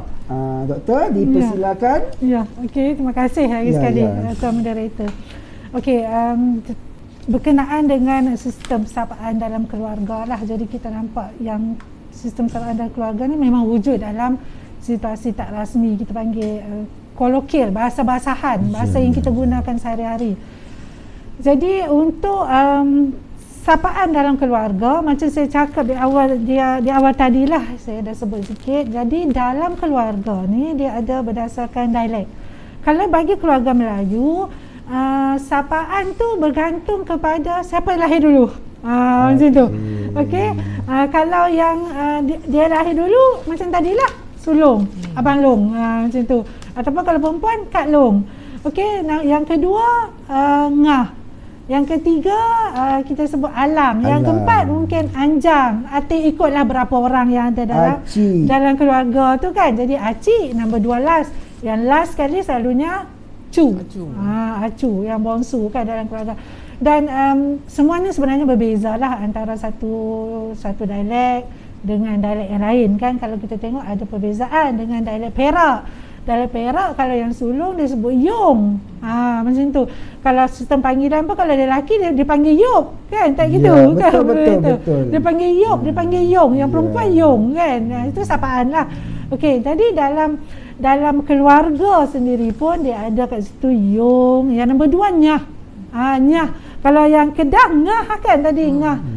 Angah macam tu, tapi dia nyah lah, NYAS, nyah. Lepas tu dia ada uda dan dia ada busu, macam tu lah. Dan dalam keluarga ni dia macam tu jugalah, dia bergantung pada umur kan, umur. Dan juga dari segi pertalian persaudaraan, pertalian darah tu sendirilah. Kalau tadi tu kalau disebut long dengan nyah, katalah dekat Tuan Cham abang long, dan mungkin Puan Teo Kak Ngah, macam tu kan. Jadi secara tidak langsung kita sebagai pendengar kita tahu yang Tuan Cham lebih berusia daripada Puan Teo. Secara tidak langsung benda itu memang kalau dalam masyarakat kita memang nampaklah ketara. Kalau orang luar mungkin dia tak tahu, tapi kalau dia nak belajar dia sepatutnya dia tahulah. Kalau sebut long dia mesti sulung lah. Kalau Ngah, kalau mungkin dia punya macam kalau kita tengok secara lahiriah, secara jasad kita tak boleh nampak perbezaan muda macam itulah. Kadang-kadang kakak kita nampak berusia, tapi bila dia panggil seorang tu dengan long, walaupun dia nampak muda kan, Tuan Cham mungkin boleh nampak muda sebab dia suka senyum, tapi sebab abang long, panggilan keluarga tu baru kita tahu yang Tuan Cham lebih tua, lebih berusia daripada yang Puan Teo tadi. Itu dalam keluarga. Dan kita tengok dalam keluarga juga sebenarnya yang macam saya cakap tadi, dari segi yang sepupu, ini bukan keluarga asas lah, keluarga yang lebih besar kan. Kita tengok kalau dengan sepupu, macam saya kata tadi, ayah saya sulung, mungkin kita sepupu lah kan, Tuan Moderator. Jadi Tuan Moderator, mak Tuan Moderator nombor 2 kita panggil mak ngah macam tu kan. Jadi saya tahulah, jadi anak Tuan Moderator akan panggil dekat ayah saya Pak Long, saya panggil mak ngah. Kita tahulah ada hubungan persaudaraan kat situ. Ada orang kata ikatan darah tu ada di situlah kan, dengan sapaan macam tu. Dan kalaulah katalah Tuan Moderator kita kan umur lebih kurang, contoh kan 50 55 lah kan, dah ada cucu semua. Saya ni kecil lagi, macam muda lagi kan. Tapi Tuan Moderator kena panggil kakak. Sebab apa? Sebab tadi tu Ikatan Pertalian, sebab ayah saya nombor 1. Kan. Mak Tuan Moderator nombor 2. Jadi sepupu tu kena panggil. Dan perkara ini kalau dalam masyarakat Melayu di Kedah misalnya, kita masih lagi mengamalkan. Mungkinlah ada masyarakat kita sekarang yang memang tak amalkan, mungkin dipanggil nama, mungkin apa. Tapi dari segi sistem sapaan sebenarnya kalau dalam keluarga Melayu, dalam masyarakat Melayu memang macam itulah. Macam walaupun dia berusia, tapi sebab pangkat, kita sebut pangkat dalam keluarga tu lebih, dia kena panggil kakak. Macam tadi tu juga saya kata, kalau dalam kita masuk dalam keluarga tu menerusi ikatan perkahwinan contohnya kan. Jadi bila kahwin tu mungkin adik ipar tu lebih berusia daripada kakak ipar kan, tapi tetap kena panggil kakak. Itu kita panggil orang kata sapaan dalam keluarga, kena ikutlah. Kalau tak ikut, berbalik kepada yang tadi itulah, kita mungkin akan dianggap tidak sopan, tidak santun. Ya, tidak santun. Dan ada banyak macam Tuan Moderator kata tadi, sebenarnya ada perubahan-perubahan yang berlaku dalam masyarakat kita hari ini, bila mana sistem sapaan tu telah berubah. Kan kalau dulu kita sebut nenek, tok, tapi sekarang ni kalau yang perempuan dia sebut macam tadilah, tok ma kan, tok mami kan. Kan dia sebut tu macam saya rasa mungkin sebab orang kata tok tu sendiri pun nampak muda. Mungkinlah dia nak mungkin nak rasa macam muda, tak naklah tok ni nampak tua kan. Kita pun rasa macam, kalau saya tak nak nampak berusia. Saya suami orang Perak kan, sebelah Perak Tengah.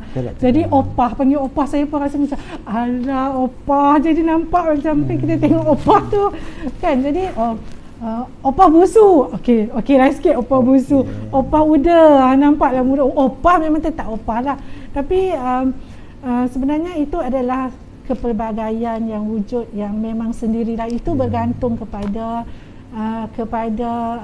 orang yang nak dipanggil macam mana lah. Maksudnya nanti saya macam Cik Mat tadi, Tuan Moderator kita nak dipanggil apa, Tok Abah kan, Tok Bapa macam tu kan. Tapi dia tak adalah ketetapan yang kata salah ke apa, tidak. Cuma dia larilah daripada yang tradisi, kita panggil yang tradisi. Tapi tak salah lah kalau nak panggil kan, sebab bahasa tu dinamik kan, bahasa tu dia akan berubah kan, dia akan berkembang. Kita tak boleh berada di satu tahap yang macam tahap yang lama saja kan.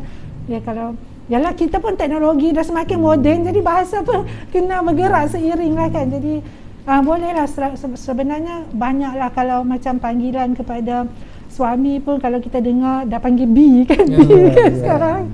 Kalau dulu kita panggil abang kan, dah tinggal B je. Tinggal B, baby apa pun tak ada, tinggal B je sekarang. Jadi itu bentuk macam sapaan lah kan kepada dalam keluarga. Itu bergantung kepada individu lah. Selagi dua pihak tu boleh menerima, maksudnya bersetuju, okey panggil B, panggil B, B lah, nak panggil Hani jadi ni kan, lepas ni panggil lah, tak apalah kan, terpulang lah kan. Jadi selagi bersetuju dan semua pun okey, jadi okey, tak ada masalah lah. Itu dalam sistem panggil dalam keluarga. Dan kalau sekarang sebenarnya semuanya dia ada pengaruh sebenarnya. Kita mungkin dapat pengaruh daripada barat, daripada Arab kan. Dalam Arab, kalau dari barat tu macam mami, daddy, papa kan. Dan kemudian dari Arab tu kita ada macam walid, baba kan. Itu dari Arab lah. Ada pengaruh sistem panggilan dalam keluarga sebenarnya. Okey.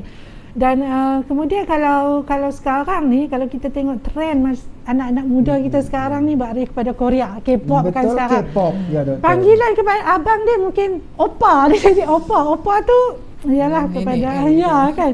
Jadi ada juga dalam keluarga kita pun dah panggil opa. Mungkin opa tu suami yang sayang dalam masa itu, tapi masyarakat kita dia dia kreatif sikit, dia panggil abang kanan dia opa macam tu.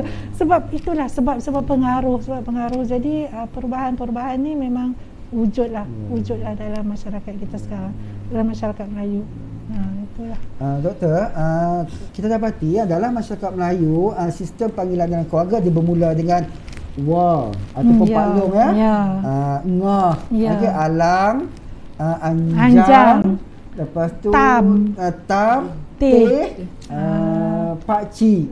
Betul lah, pakcik, paksu. Okey, saya lihat masyarakat Malaysia dalam kalangan masyarakat ini memang kreatif. Apabila anak dah lebih, okey, selepas paksu atau maksu, mereka akan sebut ucu. Betul tak? Acik, ada jelaskan sikit situasi yang berlaku itu. Ya, sebab kita memang dah tetapkan sebenarnya bila kita ikut kalau yang keluarga Melayu dia sampai 9 saja. Dia sampai 9. Kalau dah lebih ke 10, itu yang kadang-kadang ada satu keluarga tu makcik dia 2. Maksudnya pakcik 2, makcik 2. Yang bongsu tetap paksu. Tapi yang 2 last tu, yang ketiga last tu pakcik.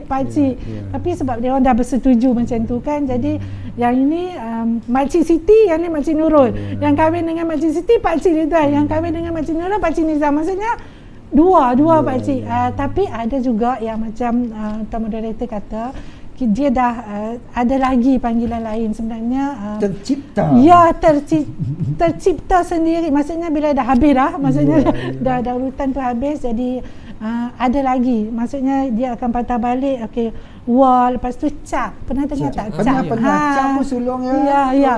Dan cap dalam saya ada kenal kawan yang dia bongsu sebab dia orang dah banyak. Jadi dia tu patah balik cap. Jadi dia tu kat cap, tapi dia kecil sekali sebab dah habis dah kan. Jadi itulah yang sebenarnya dia ada banyaklah dalam sistem keluarga Melayu ni. Jadi kita kena tahulah. Itu yang pastinya. Okey, di sini kita dapat lihat jelas doktor memperkatakan tentang panggilan bahasa dalam masyarakat Melayu, bagi panggilan dalam keluarga, dan perubahan-perubahan yang berlaku sehingga kini, dan perubahan ni akan berlaku lagi. Akan lagi sebab bahasa yang maju ni bahasa yang berkembang, kan betul. Dia sentiasa berkembang, istilah berubah, bertambah lagi. Jadi kita lihat doktor ada sebut tentang panggilan keluarga ni mengikut kategori, ikut pangkat, lepas tu dia mengikut negeri juga, betul. Di Perak, di Perlis, dan sebagainya. Jadi kita lihat bahawa kepelbagaian panggilan keluarga itu memang berlaku dalam masyarakat Melayu. Dan istilah tu berubah-ubah, mengikut kesesuaian. Kalau dalam family tu lebih dari 9, mungkin ulang semula ataupun dia cipta satu ucu kan, cu dan sebagainya. Terima kasih doktor atas penjelasan yang dapat kita berkongsi bersama dengan masyarakat kita lah, masyarakat Malaysia kita. Okey, untuk seterusnya kita beralih kepada panel kita yang kedua, Puan Cio. Okey Puan, bagaimana pula mengenai kata panggilan bahasa sapaan dalam keluarga masyarakat Cina? Terima kasih Cik Mat. Ya, sama Puan Tiu.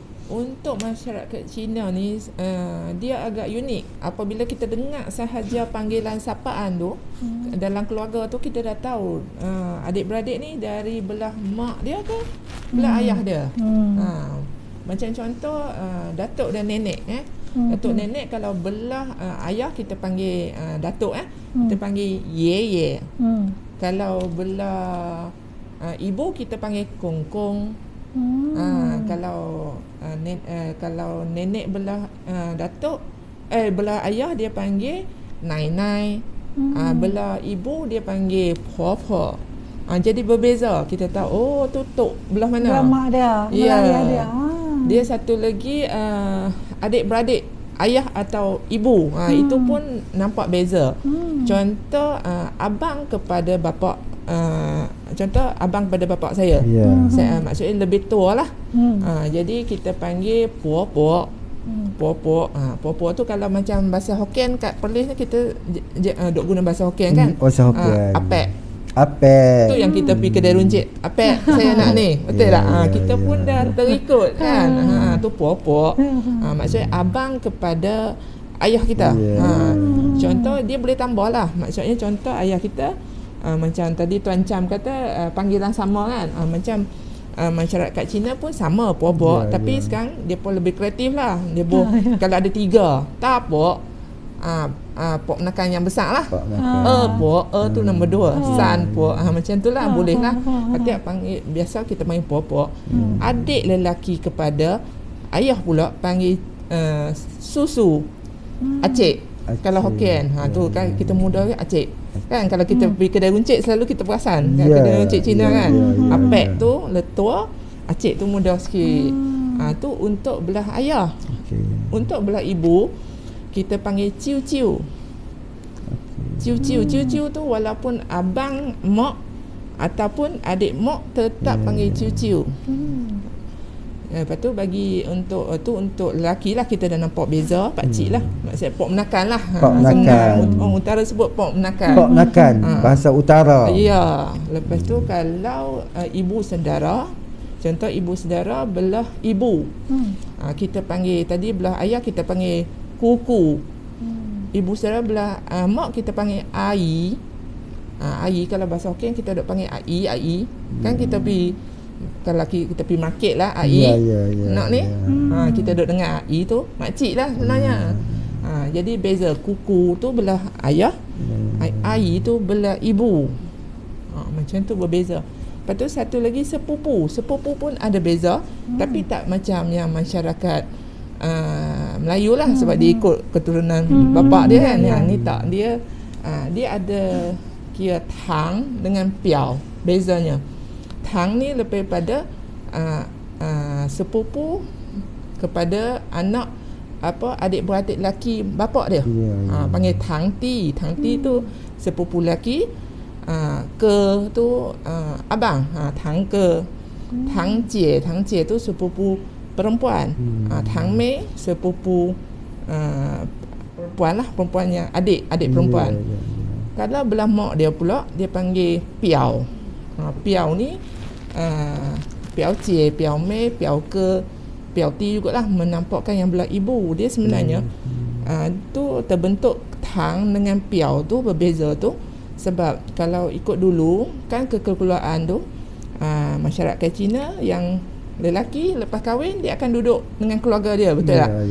Tu yang dia panggil keluarga dalam. Keluarga dalam.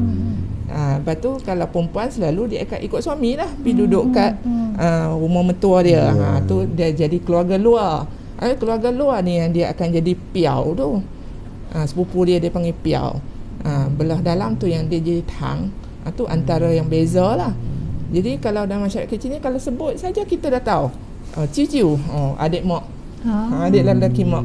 Ai, adik perempuan mak. Macam tu. Jadi berbeza, tapi macam bahasa sapaan dalam bahasa Melayu, masyarakat Melayu tu. Apabila banyak sangat, kadang-kadang budak kita confuse. Anak-anak saya pun confuse lah. Nak panggil apa entah yang ni. Lah. Dia dengan pengaruh Eropah kan. My uncle auntie senang. Betul. Uncle auntie senang. Lebih selamat. Ya, dia kata selamat. Betul. Panggil ciu-ciu ke susu. Betul, sama. Kadang-kadang saya duk balik ke rumah keluarga saya. Ni nak panggil ni ciu-ciu, ni adik mak ada. Macam itulah. Jadi apabila macam anak saudara saya jadi confuse. Sebab anak saya panggil ayah saya kongkong. Tak belah mak kan. Lepas tu dia pula anak menakan saya. Dia anak adik lelaki saya. Dia panggil ye. Jadi confuse. Lepas tu kadang-kadang Tok Wan dia pun confuse nak cakap apa dengan cucu ni. Dia jadi macam tu. Dia memang nampaklah anak kepada anak perempuan ke lelaki. Tu beza dia, uniknya lah. Dari situ kita dah nampak.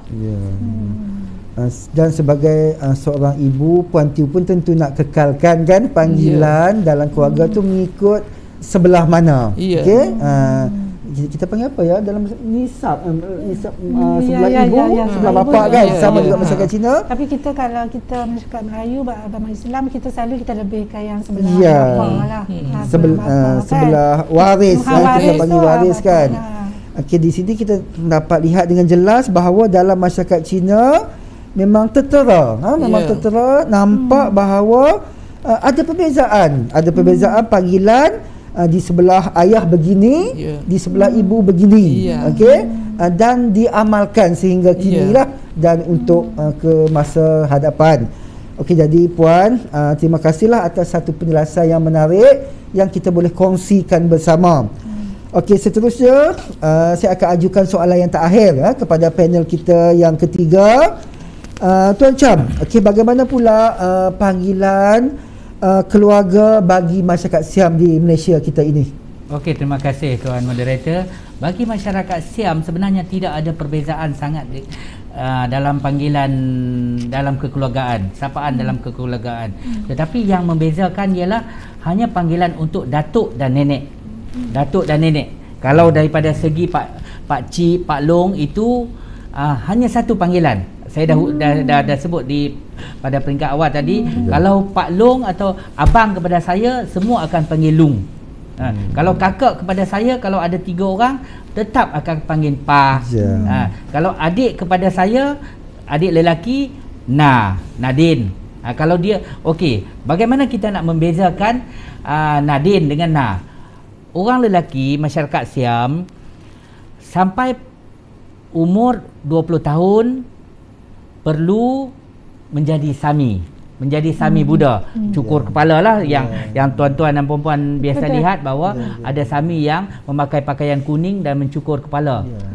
Sebagai kewajipan sebagai seorang lelaki pada umur 20, setiap orang lelaki bangsa Siam perlu menjadi sami sebelum kahwin. Syaratnya sebelum kahwin. Tetapi ada juga selepas kahwin pun ada, tetapi dia tidak menjadi halangan. Ketika dia sudah berkahwin, apabila dia hendak menjadi sami, dia perlu meninggalkan isterinya, bukanlah tinggal terus sewaktu dia menjadi sami. Apabila selesai dia menjadi sami, dia keluar daripada sami, mungkin ada dalam tempoh 7 hari, 14 hari, terpulang pada individu tersebut. Kesanggupan dia lah. Ada yang bertahun pun ada. Apabila dia keluar daripada sami, dia akan mendapat satu gelaran yang otomatik seperti orang Islam yang pergi ke Mekah. Apabila dia balik daripada haji, mengambil haji, dia akan dipanggil Tuan Haji. Bagi masyarakat Siam, orang Siam yang telah memasuki menjadi sami, apabila dia keluar daripada sami, dia akan mendapat satu gelaran, iaitu Din. Din. Sebab tu kalau saya di kampung orang akan memanggil saya Din. Kalau saya di kampung, orang akan panggil Din Cham. Tetapi kalau orang yang belum menjadi sami, walaupun dia berumur 50, orang akan panggil mereka dengan gelaran Bao. Bau ni adalah apabila budak lelaki dilahirkan, selalunya sejak dilahirkan bagi lelaki dahululah dia akan panggil dengan nama Bau. Bau Mat, Bau Kop, Bau Mi. Dia panggil Bau. Tetapi apabila dia menjadi sami, otomatik gelaran Bau tu akan hilang. Dia akan dipanggil dengan Din Kop, Din Mi, Din Kum. Din lah. Nama di depan tu, contoh dia nama Kop, dia akan dipanggil dengan Din Kop. Kalau dia nama Mi, Din Mi. Otomatik panggilan nama Bau tu akan digugurkan sama sekali. Sebab satu, memberi penghormatan kepada orang tersebut yang telah menjadi sami. Dan kalau tuan-tuan tengok, ada orang yang lelaki Siam, orang masyarakat Siam yang berumur 50, tetapi masih orang panggil Bau. Bau Lap, Bau Wat, Bau Li, Bau Lun. Itu disebabkan mereka belum lagi menjadi sami. Ya, itu kadang-kadang Tuan Mat sendiri pernah dengar kan, nama dengan panggilan betul. Bau kan, Bau.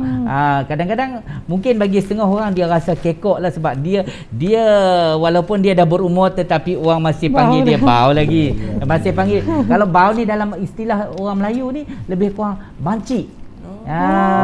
Ataupun cik. Cik Mat apa ni, kalau budak-budak yang baru lahir orang panggil banci. Itulah sebegitu. Bagi selain daripada itu, datuk dan nenek juga mempunyai perbezaan sedikit di sini. Kalau di sebelah saya, contohnya anak saya memanggil ibu dan bapa saya dengan ya. Ya tu adalah nenek, po adalah datuk. Tetapi kalau sebelah mak pula, gelaran ini akan bertukar. Akan bertukar nama. Kalau sebelah mak, po tau untuk lelaki, datuk. Untuk nenek ialah metau. Metau ataupun potun atau potun tu pun juga merujuk pada datuk, ataupun metun merujuk kepada nenek sebelah ibu. Ya, itu membezakan. Kalau saya sebut saja potau ya po, kalau dia maklum, dia memanggil datuk neneknya dengan ya po, kita dah tahu automatik bahawa ini adalah ibu bapa kepada bapaknya. Tetapi kalau dia memanggil metun, potun ataupun potau ataupun metau, ini adalah merujuk kepada ibu dan bapa kepada maknya. Tetapi kalau daripada segi panggilan lain adalah sama, tidak ada perbezaan. Lung untuk abang, dan untuk abang kepada kita, dan na untuk panggilan kepada adik-adik kita. Dan apabila anak-anak saudara kita memanggil kita pun sama juga, dia akan memanggil kita lung, walaupun di sebelah adik ipar kita ataupun di sebelah adik kita sendiri. Mereka tetap akan memanggil kita lung, ataupun bukan saja daripada segi itu. Encik Muhammad, Tuan Muhammad mempunyai anak dan kita adalah kenalan. Bukan mempunyai hubungan pertalian persaudaraan. Kita ada jiran.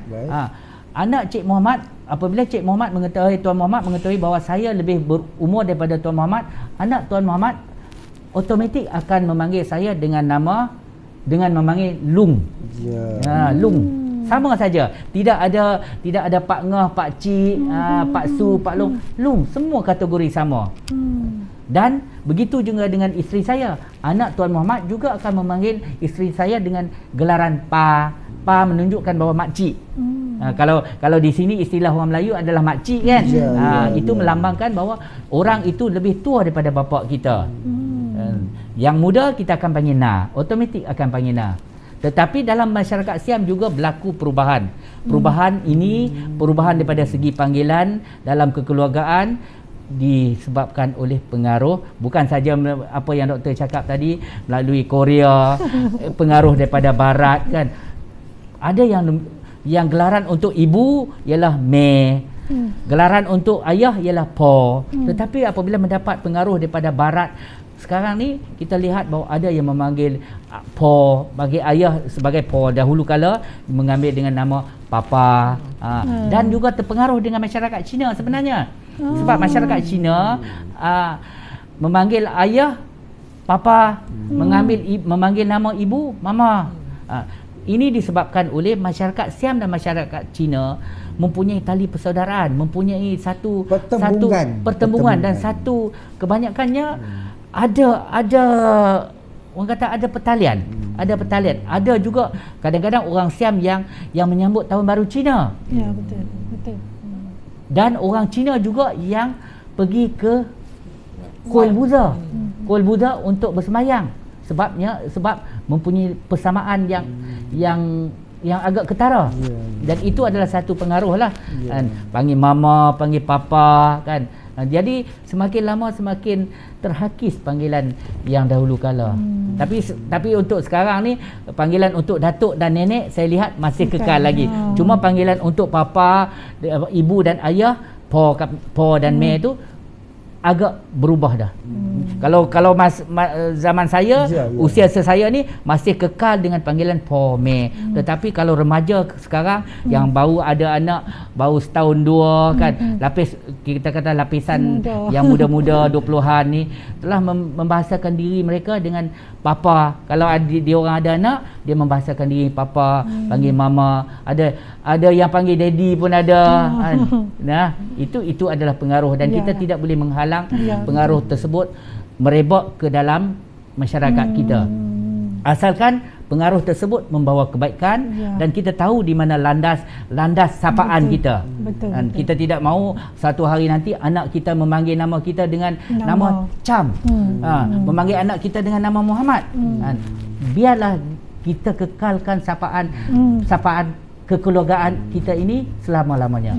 Kita sendiri boleh menentukannya. Okey, terima kasih Tuan Muhammad. Okey, baik Tuan Cham. Jadi di sini kita lihat dalam masyarakat Siam dari segi kata panggilan, yang pertama Tuan Cham menjelaskan bahawa wujudnya kata panggilan bagi golongan yang terlibat dengan SAMI sebagai satu penghormatan, satu penghargaan, satu taraf yang lebih baik, satu kategori. Dan Tuan Cham ada sebutlah seperti juga dalam masyarakat Melayu kita, ya Doktor, ada panggilan haji, hajah, lebay, itu jarang kita jumpa. Lebay, Tuan Imam Lebay adalah seorang yang arif tentang ilmu agama, dan dia banyak belajar tentang ilmu agama Islam. Dan seterusnya Tuan Cham ada sebut juga sama berlaku sebenarnya dalam masyarakat Siam seperti masyarakat Cina. Okey, kata panggilan itu ada perbezaan bagi sebelah ibu, bagi sebelah bapa. Kita tengok ada keserasian. Okey, ada pertemuan antara masyarakat Cina dan juga masyarakat Siam. Okey, di mana juga berlakunya kahwin campur dan sebagainya, ya. Okey, seterusnya kita lihat Tuan Cham maklumkan ada juga berlakunya perubahan-perubahan dari segi kata panggilan dalam masyarakat Siam di Malaysia ini. Jadi terima kasihlah, setinggi-tinggi terima kasih kepada Tuan Cham atas perkongsian maklumat bagi masyarakat Siam dari segi kata panggilan.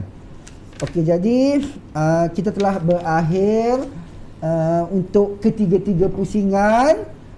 Jadi sekiranya ahli panel ada apa-apa tambahan yang terbuku di hati, okey, yang nak sampaikan untuk kita berkongsi bersama masyarakat, saya bagi peluang dan ruanglah. Doktor, ada apa-apa lagi yang untuk diperkatakan? Okey, ada satu lagi lah yang berlaku dalam masyarakat kita sekarang kan, sis. Kan pernah dengar kan kalau berjual beli kan. Jadi itu macam ialah kakak kan, sister dalam bahasa Inggeris, tapi dia tak panggil sister pun, sis saja. Jadi selalunya sekarang kan online kan, kita beli barang secara online. Jadi selalunya sis nak berapa, sis ringan mana, sis dekat situ. Jadi sama ada pelanggan tu lelaki, kita tak tahu lelaki atau perempuan, sama sis. Tiba-tiba bila dah hantar bahawa oh lelaki rupanya, tapi sis, itulah sapaan-sapaan yang ada sekarang lah. Dan bro kan sekarang macam yang lelaki tu lebih kepada bro, dia tak panggil abang dah, terus macam bro gitu kan. Jadi sebenarnya itulah yang berlaku lah dalam sistem sapaan kita sekarang lah. Kita tengok ada banyak perubahan. Bermakna sis tu adalah singkatan bagi sister kan, kakak kan. Dia cuba untuk menghormati pelanggan macam tadilah. Macam yang di Padang Besar tadi tu kan, dia panggil abang, kan Abang kan, tadi dia macam sis lah. Jadi dia tak tahu pun lelaki atau perempuan, dia tak tahu pun umur pembeli itu sama ada muda dari dia ataupun lebih berusia, tapi itu memang itu dah sapaan yang sering kali lah kita dengar sekarang. Kira itu ada satu perubahan yang terkini yang berlaku, yang kita nampak, bukan saja masyarakat Melayu, tetapi kita berlaku dalam semua lapisan masyarakat, masyarakat Melayu, masyarakat Cina, masyarakat India, masyarakat Siam, etnik di Sabah dan Sarawak lah. Okey, berbalik kepada Puan Chiu, ada apa-apa penambahan yang nak kongsi bersama masyarakat kita? Kalau mengikut tadi pandangan dengan perkongsian rakan-rakan Dr. Melo, Tuan Cham, saya rasa kat dalam bahasa sapaan kat Malaysia ni yang digunakan oleh semua masyarakat kita lah, dia banyaklah nampak ada persamaan, dan mungkin dia dah bercampur lah macam tadi Dr. Melo cakap, Tuan Cham kata. Sebab mungkin kita dah hidup dalam masyarakat majmuk kan, kita dah guna bersama benda tu sebab sebagai keluarga Malaysia kan. Jadi itu yang kadang-kadang kita pi sapaan kita pergi dekat kaum Cina, apek, AI, macam tu. Macam kita automatik tahu kalau nampak makcik tu orang tua sikit, kita panggil maklum, macam tu kan. Betul.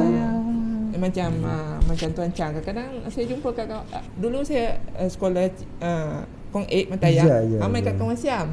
Dia pun dah panggil lah pisau dulu dah. Apa dia ada panggil. Jadi sekarang kita tahulah. Maksudnya itu dah kita guna bersama. Dia nak mewujudkan keharmonian dalam masyarakat sebenarnya. Jadi apa yang Puan Chiu jelaskan di sini bahawa wujud keserasian keserasian dalam bahasa sapaan, di mana negara kita Malaysia masyarakatnya majmuk. Okey, maksudnya bahasa sapaan ni Dr. Puan Chiu dan juga Tuan Cham membantu dalam mewujudkan masyarakat majmuk, mewujudkan keserasian, kejelitan, di mana negara-negara luar sangat hormat kepada negara Malaysia ni boleh hidup dalam keadaan aman, damai, muhibah dan boleh berkongsi kan. Okey, jadi kita berbaliklah kepada panel kita yang ketiga. Tuan Cham ada penambahan tentang bahasa sapaan kita ini. Okey, bagi saya setiap bahasa sapaan yang kita amalkan, tidak kira bangsa Melayu, bangsa Cina atau bangsa Siam, adalah lebih kurang sama. Tetapi apa yang penting di sini, kita perlu kekalkan bahasa sapaan itu dalam konteks yang mesra, agar kesantunan, kesopanan dapat diwujud. Pentingnya bahasa sapaan ini adalah untuk memupuk keharmonian antara masyarakat. Dan kita perlu mengenali kata-kata sapaan bukan saja dalam masyarakat kita, tetapi kita perlu meluaskan pengetahuan tersebut. Mungkin bahasa sapaan yang digunakan oleh masyarakat Siam tidak sesuai digunakan dalam masyarakat Melayu, dan mungkin bahasa sapaan dalam masyarakat Melayu tidak sesuai digunakan dalam bahasa Cina. Jadi memandangkan kita adalah hidup dalam masyarakat majmuk, jadi kita perlu untuk mengenali budaya masing-masing. Bukan saja mengenali budaya kita, tetapi juga masyarakat di sekeliling kita. Barulah kita boleh mewujudkan keharmonian antara kaum di Malaysia. Okey, terima kasih Tuan. Bermakna Tuan Cham, dalam cuti-cuti Malaysia juga kita terlebih dahulu perlu belajar bahasa sapaan supaya kita lebih rapat dengan masyarakat setempat yang kita kunjungi. Kan kita berada di situ. Itulah istimewanya masyarakat Malaysia. Istimewanya Malaysia, hebatnya Malaysia dalam mencari satu titik kesesuaian. Okey, jadi bahasa sapaan ni boleh dijadikan sebagai satu titik kesesuaian. Kita meraihkan kepelbagaian. Kita meraihkan kepelbagaian. Itu yang istimewanya negara Malaysia. Hormat antara satu sama lain. Kan boleh dalam satu taman perumahan, dalam satu komuniti, kita boleh menggunakan bahasa sapaan masyarakat lain juga, seperti yang Puan Chiu tanya-tanya istilah bahasa sapaan masyarakat Siam. Apabila Encik Cham terangkan, dah dapat jawapan. Okey, kita berkongsi sama-sama ya Encik Cham, Tuan Cham. Okey, dengan berakhirnya perkongsian daripada ketiga-tiga ahli panel, Dr. Melur, Puan Chiu, Tuan Cham. Okey, maka berakhirlah sesi sembang santai bahasa sapaan bersempena dengan dekad bahasa kebangsaan 2021 peringkat negeri Perlis pada hari ini. Okey, banyak perkongsian bahasa sapaan dalam masyarakat Melayu, masyarakat Cina dan juga masyarakat Siam yang kita dapat perolehi pada hari ini, yang kita kongsikan bersama-sama dengan masyarakat agar masyarakat dapat faham bahasa sapaan mengikut masyarakat Melayu, masyarakat Cina dan juga masyarakat Siam yang telah dijelaskan dengan panjang lebar, dengan jelas oleh ketiga-tiga ahli panel. Okey, maka berakhirlah program sembang santai kita pada hari ini, dan terima kasih banyak-banyak kepada Dr. Belor, kepada Puan Chiu dan juga Tuan Cham yang sudi menerima lamaran saya untuk kita sama-sama bersembang pada hari ini untuk program kolaborasi antara Dewan Bahasa dan Pustaka dan juga Jabatan Pengajian Melayu IPG Kampus Perlis bersempena dengan Dekad Bahasa Kebangsaan. Dengan itu saya sudahi dengan sekian, wabillahi taufiq wa hidayah. Wassalamualaikum warahmatullahi wabarakatuh.